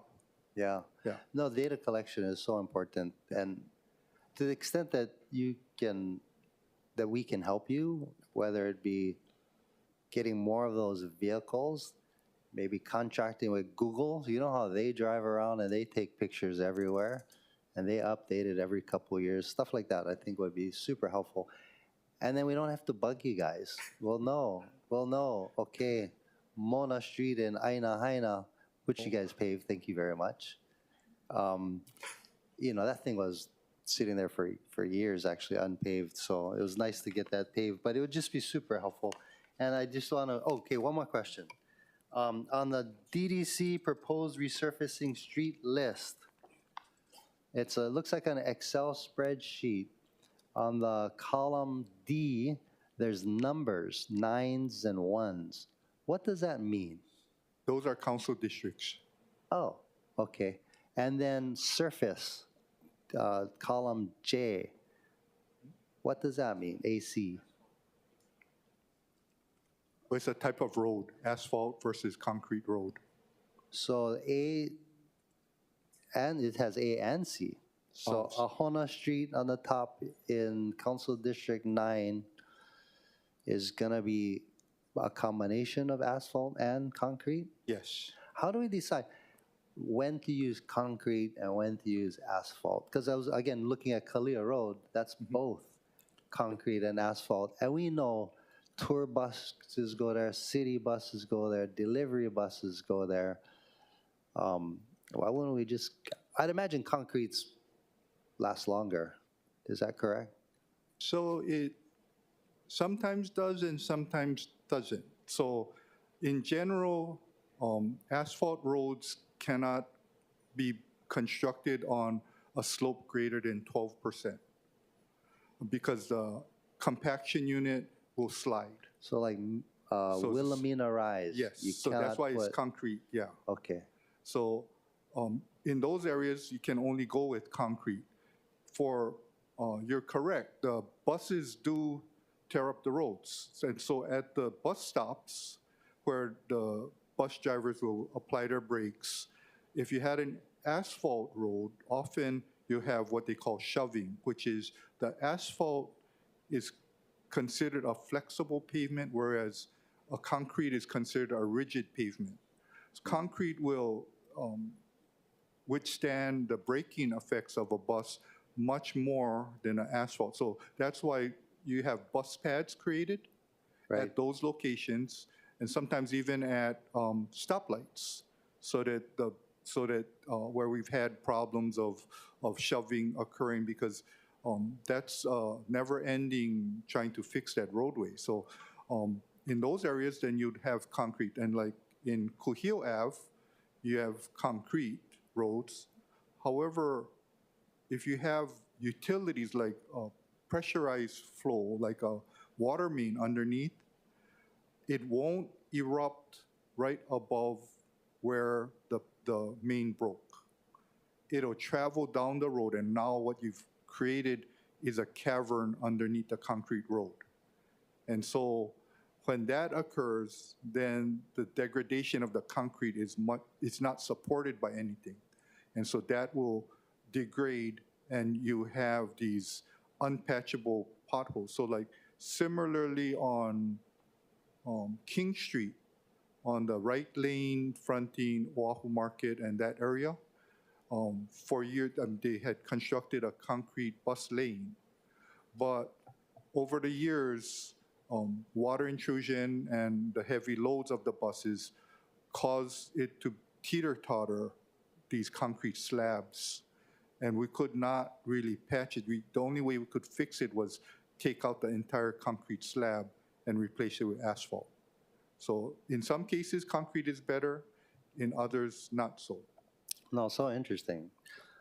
Thank you so much for this presentation. It's been very helpful and illuminating. Thank you. Thank you. Yeah, I'm just like dumbfounded by a lot of this new information that I've never ever knew. Okay, sorry, Councilmember Santos-Tam. Thank you. I have questions that cover three areas. So I wanted to start with the first one. Our offices, so all of our offices, get a lot of requests for different repairs, street pavements, signage, the roadway itself. And I want to thank you for doing, the work to patch those. The problem that we face is we never actually know when those things get done unless somebody calls us to thank the city for doing it, or otherwise we have no way of closing these issues out. Is there a way in City Works that we can find out when these things actually get completed?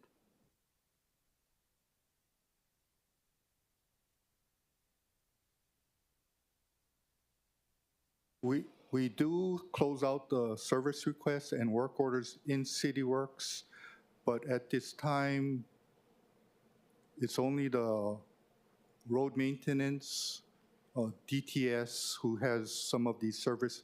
They issue us paint and sign work orders, and DDC does work orders as well, and stormwater quality currently are connected to City Works. There may be a wider later. inclusion of other departments and perhaps city council, because we do have an enterprise license that allows all the city agencies, with the exception of Board of Water Supply and ENV, to connect into our enterprise license of City Works. I guess it would be helpful for my office, and I'm sure it would be helpful for everybody's office, to just get a report of, what gets done.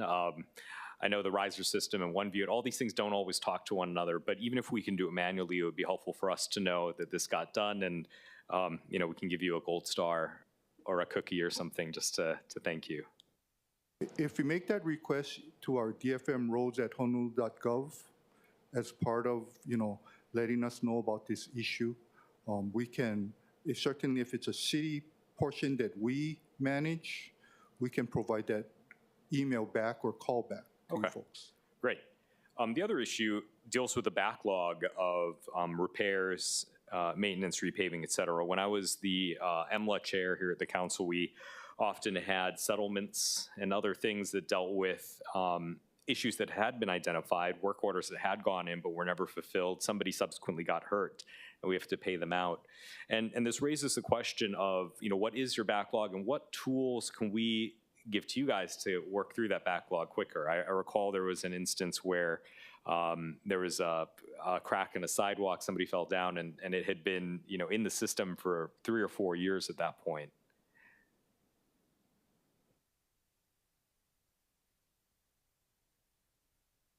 So in the situation of sidewalks, initially when a complaint is filed about a sidewalk, it should go to the Department of Planning and Permitting Residential Code Enforcement Branch, who would then send out an investigator to go check out the sidewalk and determine what was the cause, if it's an uplift or some type of damage. Often people say, well, their driveway is all busted up, but it's a sidewalk, so city's responsible. But that's where DPP would go out there and say, no, the driveway is for the benefit of the abutting property, and the initial construction is often by the abutting property owner. So like similarly, the poor construction that may have caused or contributed, so that would be a determination by DPP. Once that occurs, then it would come as either a RFI, which is their service request for sidewalk work, or as a notice of violation if the property owner is found responsible and doesn't fix it. From the standpoint of the city, we've been having some issues about filling mason positions because we go through the apprenticeship program with HCC. And HCC has turned over the apprenticeship program to the union, the Masons Union, which doesn't allow city employees to participate. And so in part, we've gotten agreement to slide one apprentice per year, and we're trying to push it to 2. But we're trying to build up, and that's one of the areas where we lost a lot of our Masons to retirement. And we hadn't had, in the previous administration, the ability to backfill those positions. So we kind of are caught in that portion of trying to ramp up. But, under the current administration and city council approval about funding our vacant positions, we're making great headways towards filling those positions. So that's been very helpful. Good. That's a really, really interesting point that I had never thought of, and hopefully we can work on that to get some of these, the masonry positions, and I'm sure there's other skilled trade positions that are similar. But in terms of the backlog, what is the backlog? If we were to put in a pothole request today, what can the public expect if they submit something on 311? So the 311 system is not a perfect system. Sorry to say that, but we try to get to that pothole within a week. And I think we've been fairly successful. I mean, I tried it just recently on Pensacola Street, and 2 days later, did an anonymous call-in, and 2 days later it was patched. So it depends, I think, because even the pothole crew, they work on it on a basis of a geographic location. So they package the potholes in a location so that they can try to, patch. If they have the full day at pothole patching, they might do 60 to 70 potholes in a day. But in general, potholes are pretty, we've been making good headway on that as we've been filling a lot of the road repair section in our Honolulu district, as well the laborers' position in the rural districts were basically almost all full. Before we'd be advertising for 20 labor positions for the labor tools. Now we're down to 4. That's great. Last question. This builds upon Councilmember Okimoto's questions about the privately owned but city-maintained roads. I know that in ROH 14-17, there's the standard for 6 parcels or 6 residential structures. With the growth of ADUs and potentially, hopefully, more ADUs in the future, could somebody that lives on a street with 5 parcels simply just build an ADU and trigger the 6? It might. We probably would need to get Corp Counsel to review and make a recommendation to us. Okay, this does bring up some issues because in my district we have a lot of these small little lanes in Kalihi and Laliha where they're right on the cusp, and so we want to figure out how we can address that. The last question is in ROH 14-17.4, it gives you guys a rulemaking authority for the private street maintenance. Have you guys done rules for that? Are those rules publicly available somewhere? I don't believe we've done rulemaking for that. Okay, thank you. Thank you, Councilmember Okimoto. Thank you, Chair.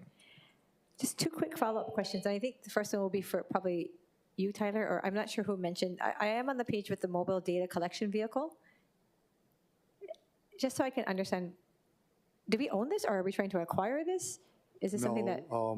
We don't own it. Okay. And actually, this is I guess a nice photo that we found, but the one that actually was coming here was a Xterra, a Nissan Xterra SUV, and then they had front shooting cameras and then a LiDAR unit in the back. So it is coming. We are in the process of owning something like this, or no, we are not. Okay. No. Yeah, we weren't gonna, well, it's so much pieces to put together in order to generate the data and then come up with the pavement condition index that it's more, I guess, efficient for a consultant or contractor who does that for a living to perform that. Okay, so just so I understand, the purpose of this slide was what then? Just to show you that we do take this, we use this type of equipment to gather the information, and then every other year when you see our budget, you'll see why we have $1 million more this year from last year, and then the following year, you can expect to see it decrease somewhat. I was wondering if we had this thing stored somewhere that I... No. Okay, thank you. My final question is for Director Millis. Thank you, Haku. And as you come up here, it should be fast because we had a discussion on working with the utility companies and informing them of when we would want to do things. When they have projects, do they inform us or do they just go and dig up the road and then let us know after? How does that work? Thank you for the question. They're required to get permits through planning and permitting for the work that they're going to do in the road. And so we try to make sure that we're coordinated if we don't get the information from the utility company with DPP having knowledge of what's going on. And so we do our best to coordinate that work. So most times it's through that process of you guys being made aware through DPP, you're aware of something if they haven't told the city, and then you try to tag on projects that way? So we try to coordinate directly with the utility companies, more so than trying to find out from DPP what what's going on the city roads. Okay, so most times they are contacting us if they have a project that they're planning to do. Yes, they will reach out, but the difference is that's through DPP, that's not with us, right? So DPP is aware, DTS is aware because of the work that goes into getting the permit, but that's not something that comes to DDC for review. It's kind of in our purview, our responsibility, because we're gonna have a project going on in the city to try to coordinate that with the utilities who might have something similar going on. So do most of the projects go that way through DPP or our way to them? Like, are we the ones that are starting up a project and then inquiring with them, or is it they are doing projects and it's going the other way? Yeah, I think I'm kind of not being clear. So the utility companies, as they go through and try to, replace lines, They go through DPP, they will go through DPP. and then DPP will let you guys know, or you guys will find out that way. No. So that's pretty exclusive because it's not necessarily relevant to us if we don't have work upcoming or going on. If we have something that we're proposing or replacing a road, then we would reach out to the utility companies that we know have utilities in that road so that we can coordinate and see if they have upcoming plans or projects or what we would need to do, or they would need to do actually, to accommodate this project that we have going in. But if we didn't have a project that we are starting and we're the ones, we're the ones that are going to be the beginning of it, are there instances where the utilities had a project, went through DPP, you didn't know, and then they did it without us knowing that we could have added on a project with them? Or is that not, if that's the case, I would see that could happen. Does that happen? Okay, I think I understand what you're asking. So I guess we wouldn't typically be driven by a project because a utility company is going to do some work. On a very significant size project that maybe BWS is doing, they might reach out to us and see if we have plans for repaving or a road particularly looks bad, and see if we're gonna do it. Sometimes we can do a collaboration with BWS where we're redoing a road and they want to replace the line that's in that road. So they would pay for the design and construction portion of that, just so that they're not doing a separate project to replace the line and then we're coming in to do the paving. And so that kind of coordination is needed, but it's not necessarily that BWS would submit to DPP and then we'd say, oh, okay, wait, I guess, why don't we look at redoing that road, right? We would be driven by the data and the quality more so than a proposed project that's coming in. Okay, thank you, Director. Thank you, Chair. Thank you, members. So that I will allow that to conclude our discussion for the presentations. We will now take up any remote testifiers. I see Angela Young. Aloha.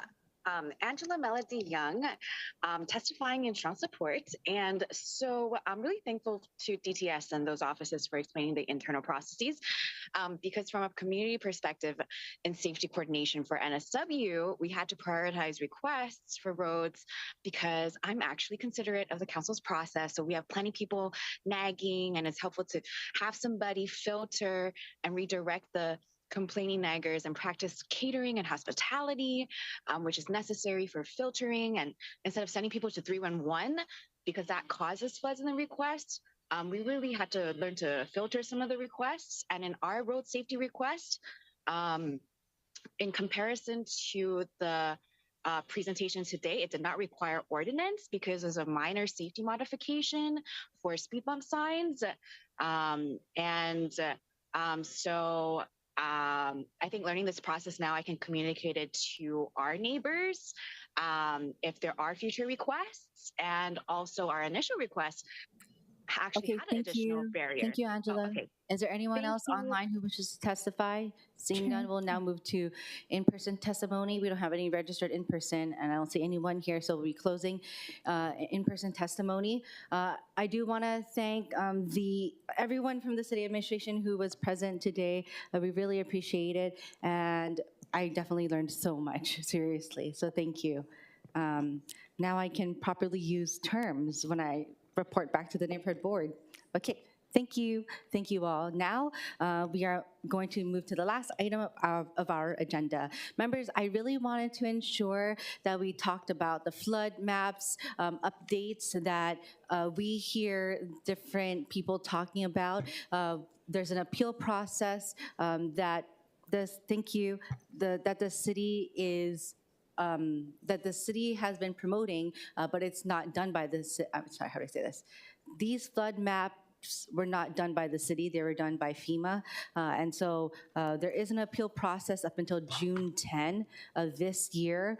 We do want to use this as an opportunity to let everyone know, especially I got plenty places in my district that may have changed, and this may impact your cost of living as it impacts your insurance, as you have to possibly be impacted by applying or having to get new flood insurance and increase flood insurance rates because of it.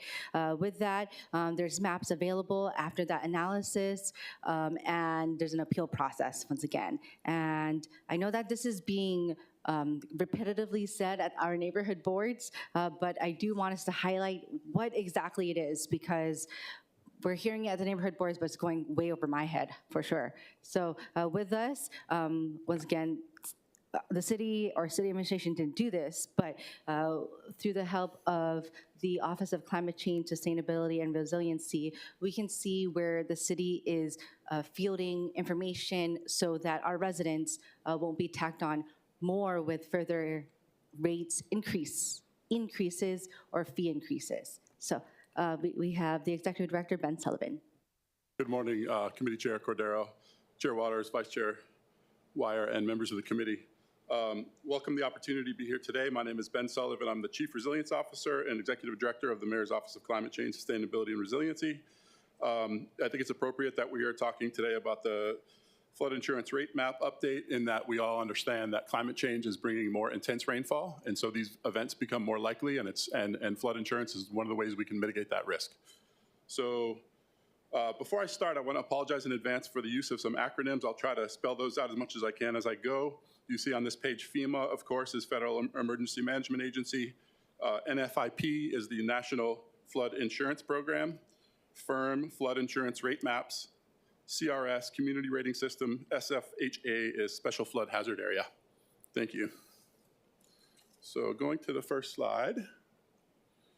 This is what we're going to cover today. So we're going to talk about the NFIP participation by the city and county and how that works, and the history of it. We're going to talk about the timeline and outreach that has occurred thus far in this firm update process.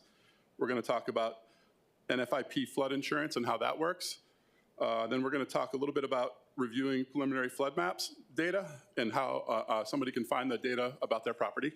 And then we're going to just briefly touch on the appeal period, and I'm happy to take questions after that. So we'll start at a high level to review the city's participation in the National Flood Insurance Program. We'll share a timeline of the current. I think I talked to all these points already. All right, I'm just reading my notes. Okay, last thing I want to do is, before I dive in, I want to give a quick mahalo to Sarah Harris, who is our Hazard Mitigation and Long-Term Disaster Recovery Program Manager, and has done excellent work in partnership with DPP, the Department of Planning and Permitting, for this process update. So the next slide shows our partners in this effort. So as Committee Chair indicated, FEMA is the lead on this and runs the program, administers it. And we also get assistance from the state, DLNR. They act as an intermediary to really help the work and work between FEMA and all 4 counties, actually, to make sure that we understand and we have resources in terms of program implementation. And then at the city level, we administer and provide local data. We notify citizens about proposed map changes, of course, provide information and readily available data to residents, and then we enforce development regulations as part of this program.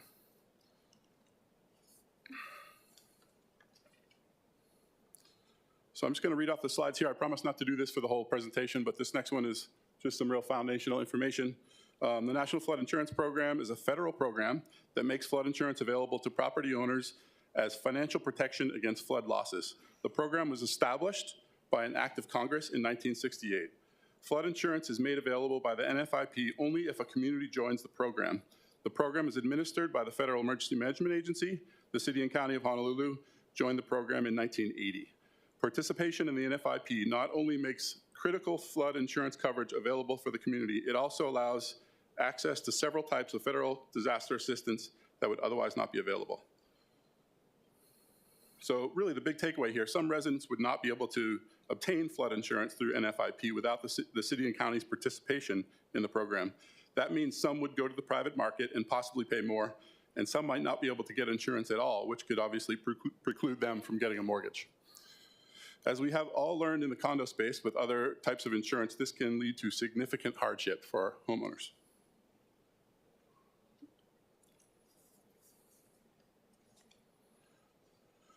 So Revised Ordinance Honolulu, Chapter 21A is our floodplain management ordinance per NFIP requirements. It regulates development within the special flood hazard area.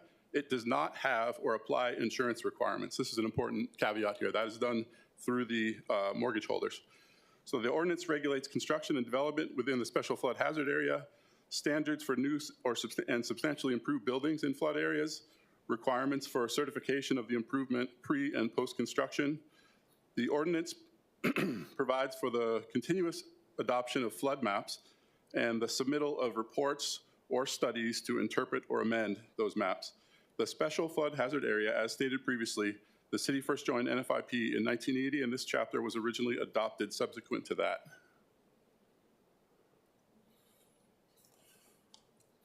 So what you have here is a timeline of the current adoption process. FEMA conducted their engineering and analysis for several years in the lead up to the issuance of the preliminary flood maps last summer. Pardon me while I get a drink of water here.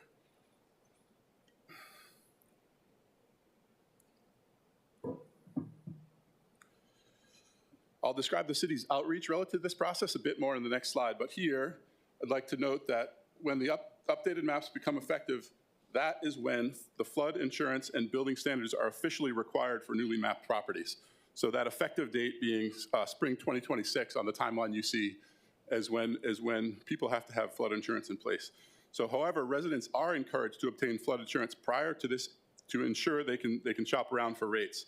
Once the flood insurance rate maps become effective, mortgage lenders of properties newly mapped into the special flood hazard area with a federally backed loan or mortgage can force apply a flood insurance policy if the property owner has not previously obtained their own coverage.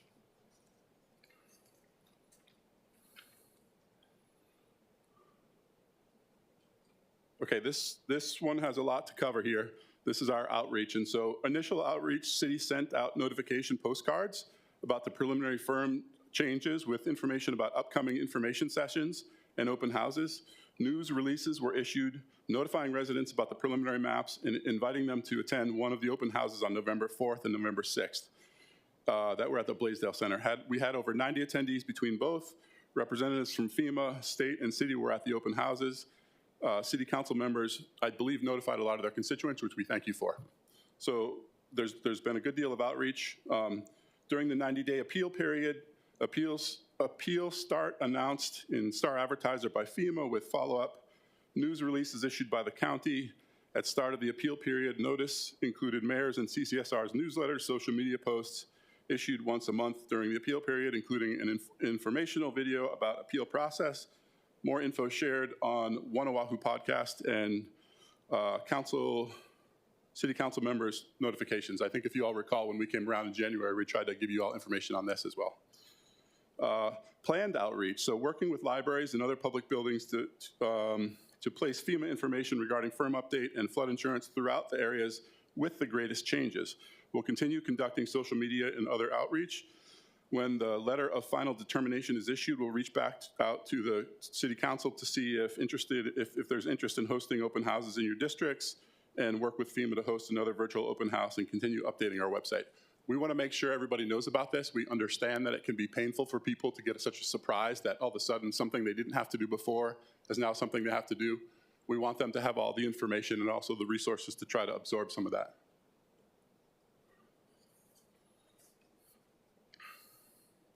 So in our outreach, we always get the question, what's the bottom line, or how much is this going to cost me?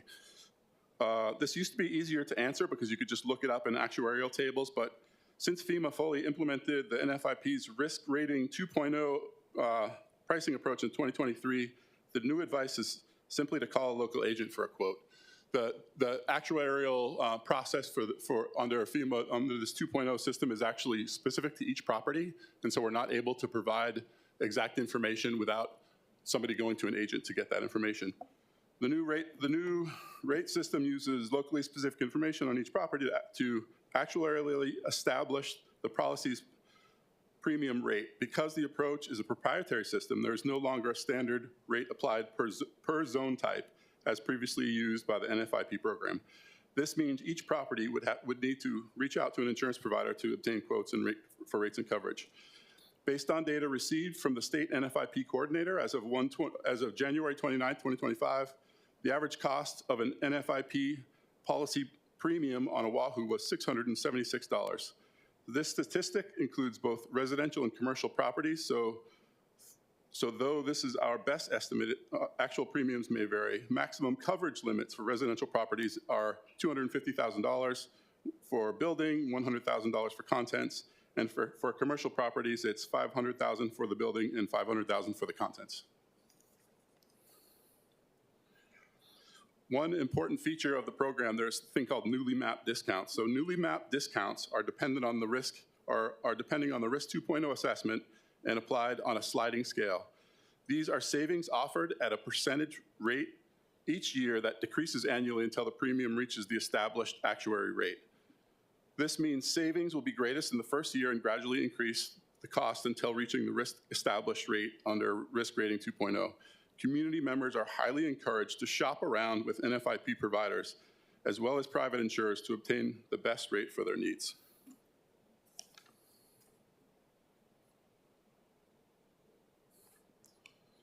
One of the actions the city has taken to support OʻAHU residents is to participate in what is called the community rating system. So the community rating system is a voluntary incentive program for municipalities that reward communities for exceeding the minimum NFIP floodplain management requirements.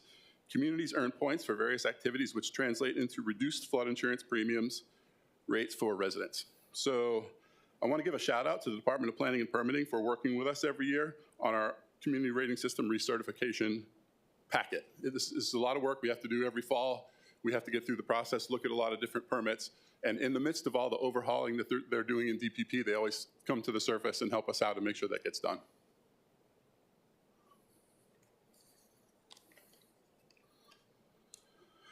Now let's jump into some information about actual map updates.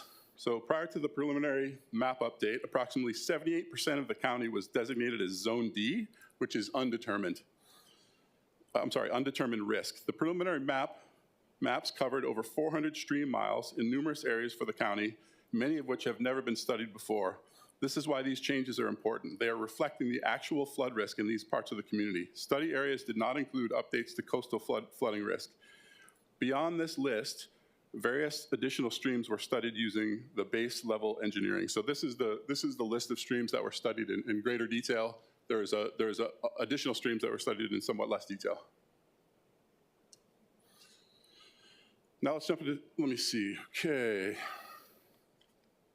Okay, so to answer the question, what zone is my property? We'd ask that you visit our website to view the online map showing FEMA's preliminary flood map as seen on the right in comparison to the current map as seen on the left. The website has a how-to guide on how to use the interactive viewer, and residents can input the address or TMK of the property to see if their risk has changed. Preliminary, effective, and historical flood maps are also downloadable from FEMA's website. The federal flood insurance rate maps are an important tool that communities can use to understand how likely it is for an area to flood and reduce their exposure to flood damage. The firms are the basis for determination of properties that are subject to mandatory flood insurance requirements when the real property is used to secure a federally insured mortgage or loan. Importantly, flood insurance is a requirement for properties with a federally backed loan or mortgage located within the specific flood hazard area under the NFIP program. The requirement is a condition of mortgage lenders, not the city or FEMA specifically, for newly mapped properties it's highly recommended to begin shopping for policies ahead of the deadline. Beyond the 3,500 parcels newly mapped into the special flood hazard area in this update, the preliminary firm maps will change 55,000 parcels from Zone D, which is undetermined, to unshaded Zone X, which is areas with lower flood risk. And it will actually remove 316 households from the special flood hazard area. The above images show how preliminary maps have filled in many of the gaps across the island to provide a more accurate assessment of residents' flood risk. Properties located in lower flood risks like Zone X are not subject to Chapter 21A or the flood insurance requirements under the NFIP.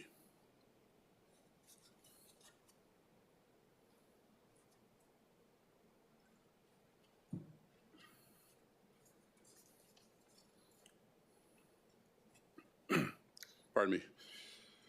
Zooming into a specific location for an example, on the left are the current firm map showing how the area around Makua Stream was previously unstudied and designated Zone D, unknown risk.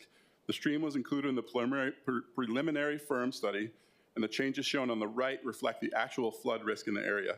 As a brief review, area designations within the special flood hazard area include 1, floodway area, Zone AE, 2, flood fringe area, zones AE, AO, and AH. 3, coastal high hazard area, zone VE and zone V. And then 4, general floodplain area, zone A.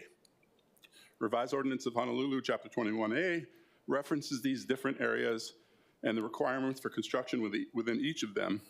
Again, all with the intent to reduce risk to residents and to the city and county of Honolulu.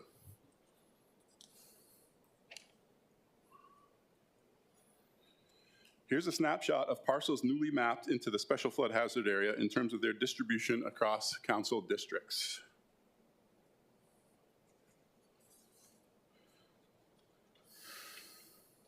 Now, comments and appeals on the preliminary flood maps. So a 90-day appeal period for the preliminary flood maps is open from March 13 to June 10, 2025. Property owners can submit comments and appeals directly to FEMA during the appeal period. An appeal is a formal written objection to the addition or modification of base flood elevations, flood depths, special flood hazard area boundaries, zone designations, or regulatory floodway boundaries depicted on the preliminary maps. An appeal must be accompanied by data and documentation certified by a registered professional engineer or licensed land surveyor indicating how the proposed new or modified flood hazard information shown on the preliminary firms is scientifically or technically incorrect. A comment is simply a proposed change to non-hazard elements, such as place names or road names.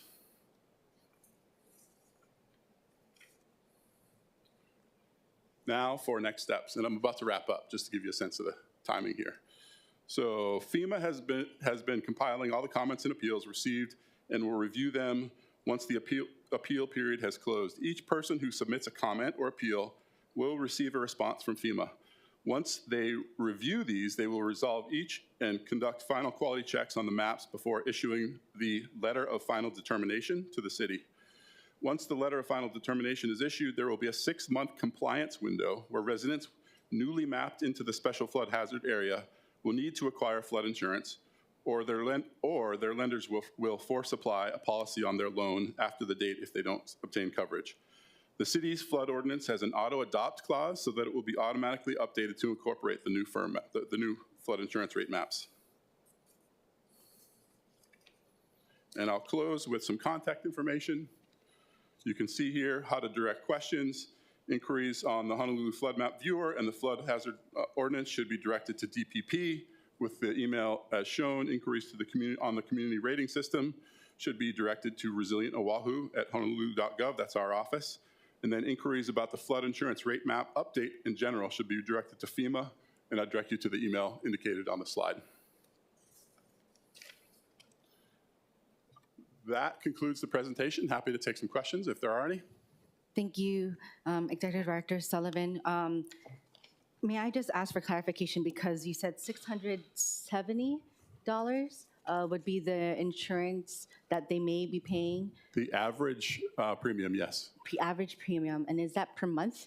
No, that's an annual average. Oh, annual. Yeah. Oh my gosh, I sat here afterwards just freaking out about my constituents just having to pay that much, but I mean, per year is still an additional amount, especially with all those parcels possibly not knowing that they're in a new flood area.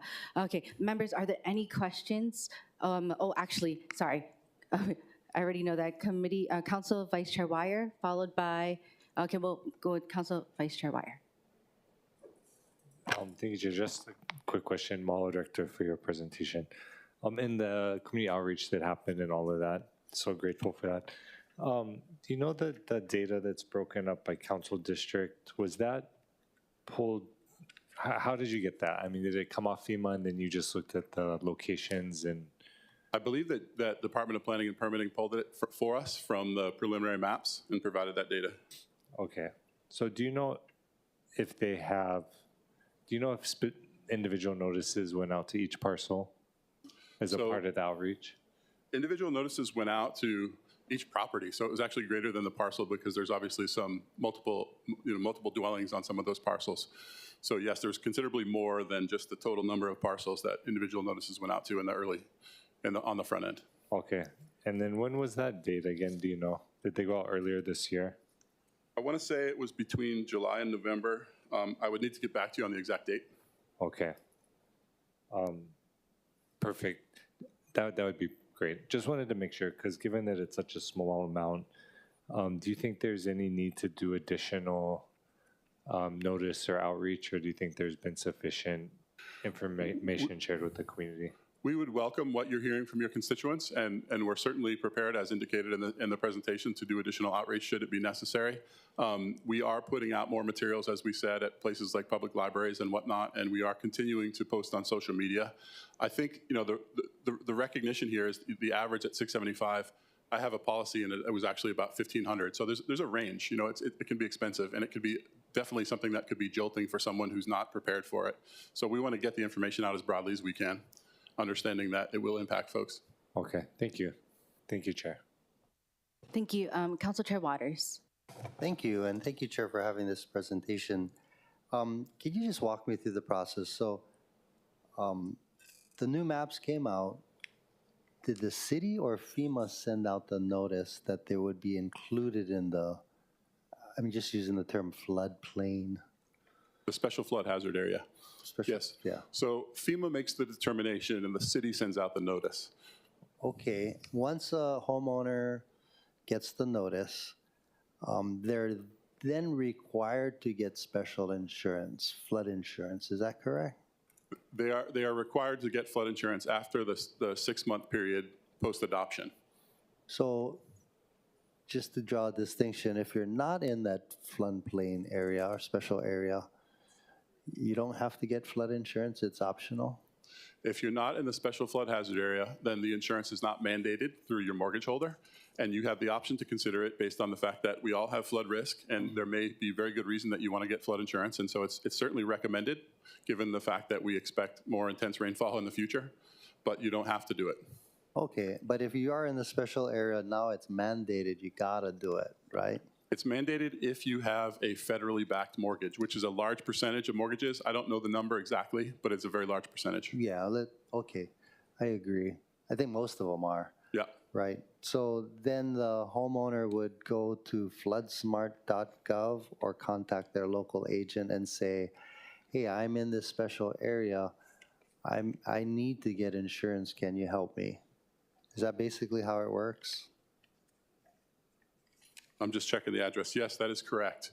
And we do recommend people call around. Some insurance agents do not participate in the NFIP, so they'll just give someone like a market quote, and unless you've called around, you wouldn't know that that quote is different than something you could get from the federal program.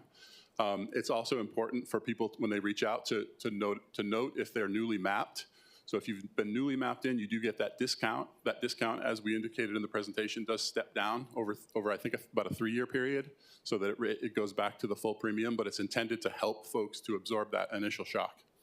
I see. And on slide 13, it lays out how many newly mapped areas. So District 4, I got 430 new folks. Presumably they got a postcard. Is there any way to track how many of these 430 homeowners actually got the insurance? And when does it kick in? When do they gotta get their insurance by? So we need to go back to the timeline to talk about when they kick in. Let me see if I can find that slide among the many, or maybe I'll just try to get to it. No, it was kind of upfront. I got it here. I think it was slide 6. Okay, so we'll go to slide 6. So the letter of final determination is issued in the fall of 2025, and then there's a 6-month period before the firm becomes effective in the spring of 2026, and that's when folks would have to have their insurance. So like my hurricane insurance is just folded into my mortgage. Is that kind of the same thing that happens here? You pay your mortgage to the bank, and escrow, or however it works, takes out this policy and pays it? Or you I can only speak to my own individual experience on that question, and that is how mine works. But I'm not familiar broadly with if that's the standard or not. Okay. And we think that the insurance companies would know how to do that? I believe so. What does floodsmart.gov do if we were to contact, if the homeowner were to contact floodsmart.gov? I believe that, you know what, I'm gonna have to get back to you, actually. I'm not gonna speculate. I believe floodsmart.gov is likely. Yeah, let me just get back to you, sorry. Okay, no problem. And then if someone wants to appeal, basically they're saying, hey, look, I'm not in this special zone. FEMA made a mistake. You're saying, it sounds like what you described, that the appeal process is difficult and probably expensive because you gotta hire, looks like an engineer or someone like that to contest it. That's correct. Yeah, that is correct. One thing to note is that appeals can take place after the adoption. So the reason to try to get the appeal completed in the 6-month period is so that you never are in a position where you would be required to have insurance if you were successful in your appeal. But people can appeal after the maps are finalized. It just means that they have to wait whatever amount of time it takes, and they would then potentially still be required to have insurance until that appeal was completed. So the NFIP, or National Flood Insurance Program, they don't actually provide the insurance. You got to go through a private carrier? That's correct. Okay. The National Flood, so the National Flood Insurance Program does subsidize the insurance rate, and that's how it's made available, and that's why it's, it is a FEMA-based program. But the providers are basically providers that are enrolled in the program. I also noticed on slide 8, you have flood zones D, B, C, X, A, or V. I'd imagine that's different levels of risk, and based on the zone that you're in, your premium would probably be higher, right? That's correct. So as I indicated earlier, that's one of the reasons why you can't just look it up anymore, because it's not only is it related to the zone, but it's related to the structure and other variables that are input into the actuarial analysis. And so it's really a custom figure for each property that depends on all those variables. Is there a map that's easily accessible by me or my staff to determine what flood zone these new 404 folks are in so that we can help them? That's a great question, and yes, so if you look at the slide I just advanced to, again, this was just indicating the change. You look on the left, those are the old flood maps, and what you see there is that just that light green area is primarily what was mapped previously. When you look at the right, a much greater portion of the island has been mapped. That map is online at the address indicated. It has a slider that you can move back and forth, so you can look at what it was and what it is. And you can zoom in, you can add TMKs, you can add addresses. And so you can look right down at the property level and determine what zone that a property is in. Awesome. And is it safe to say that if you didn't get a postcard, you're not included in that flood special area? I wouldn't give that advice because we know that somebody might just not have received it. So I would say that it's worth for people who think that they may be in an area that is prone to flooding to check these maps. We did mail out mailers to the border cases as well, what I'll call the border cases. So if you had a parcel that was half in, half out, they also received a mailer. But that doesn't guarantee that everybody inside the special flood hazard area actually received what we sent out. What happens if you're in the flood area and for whatever reason you didn't get the postcard, you know nothing about this, and you don't comply? What happens to you? So as we've seen in the condo market, what will happen is the mortgage provider may choose to force insurance onto the property, in which case they just effectively send you a bill. And as you can imagine, they don't spend a lot of time shopping around. They just get whatever insurance they get, and they say this is how much it's going to cost, and you have to live with it. So homeowners are really well suited to do the research themselves, make sure they can get all the discounts available and the best rates possible. Okay, good advice. Thank you. Thank you, Chair. Thank you, Council Chair Waters. Next, I think we have Councilmember de Santos-Tam. Thank you. I wanted to go back to slide 5. And on the slide, it explains that our city ordinance regulates construction development within the flood hazard area and establishes standards for new and substantially improved buildings, et cetera. Given that a large portion of Evile, where the city's planning to do TOD, the city just acquired the Evile Center, where we're planning to convert that into homeless and housing. How does this impact the city? So that development is in the newly mapped area, and so the city has the opportunity to submit for a letter of map revision, which would then basically modify the maps and have that program be outside. Additionally, there's been some recent changes by the current federal administration that reduce the requirements on federally funded projects, such as housing and other projects like that. I don't have all the details on that, but it was something that was done in March. There was a release in March through FEMA that basically reversed a program that had been put in place by President Obama, revoked by President Trump, put in place by President Biden, revoked by President Trump. Okay, but in terms of just new, I guess if somebody has a property that's either vacant or they're planning to rebuild anywhere on the island that now falls within a newly mapped area, what can they expect? What new standards do they have to adhere to in terms of new construction? Can they put in ADU? Can they, what can they do or not do? Councilmember, I'd like to defer to the Department of Planning and Permitting for the specifics of Chapter 21A. I just will say that Chapter 21A would apply to them if they're in the special flood hazard area, and certainly there are additional requirements as associated with that chapter as opposed to a property that's not in the special flood hazard area. Okay, and I guess, okay, I'd like to explore that with DPP at some point because with this existing requirement, but areas being now mapped into those subject areas, this could have an impact on our ability to provide housing and other things in areas that, we previously were able to do so, whether that's Evile or maybe in, all over the island. So that's just something that we ought to be mindful of. Okay, thank you. That's all from me. Okay, thank you. Members, any other questions?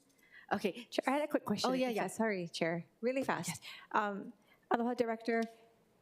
I'm looking at the maps, and I think Chair Waters kind of asked similar questions about the map. But just to clarify, so the red marks on the current and then the updated, that's the updated in the red, that's the 3,500 or so that were added on, that's broken up into our districts. Is that correct? Which slide? So I'm on slide 11, and then I guess 13 has the numbers on them. But in slide 11, right there, yeah. the red lines are the ones that are affected by this. It's not just red. So there is a legend when you go to this map that you can pop up, and it will show the different zones. Okay, I know you might have explained. I was trying to look So at there's the like site. a purple, blue, there's a bunch of different colors, and they all are indications of the specific subzone within the special flood hazard area.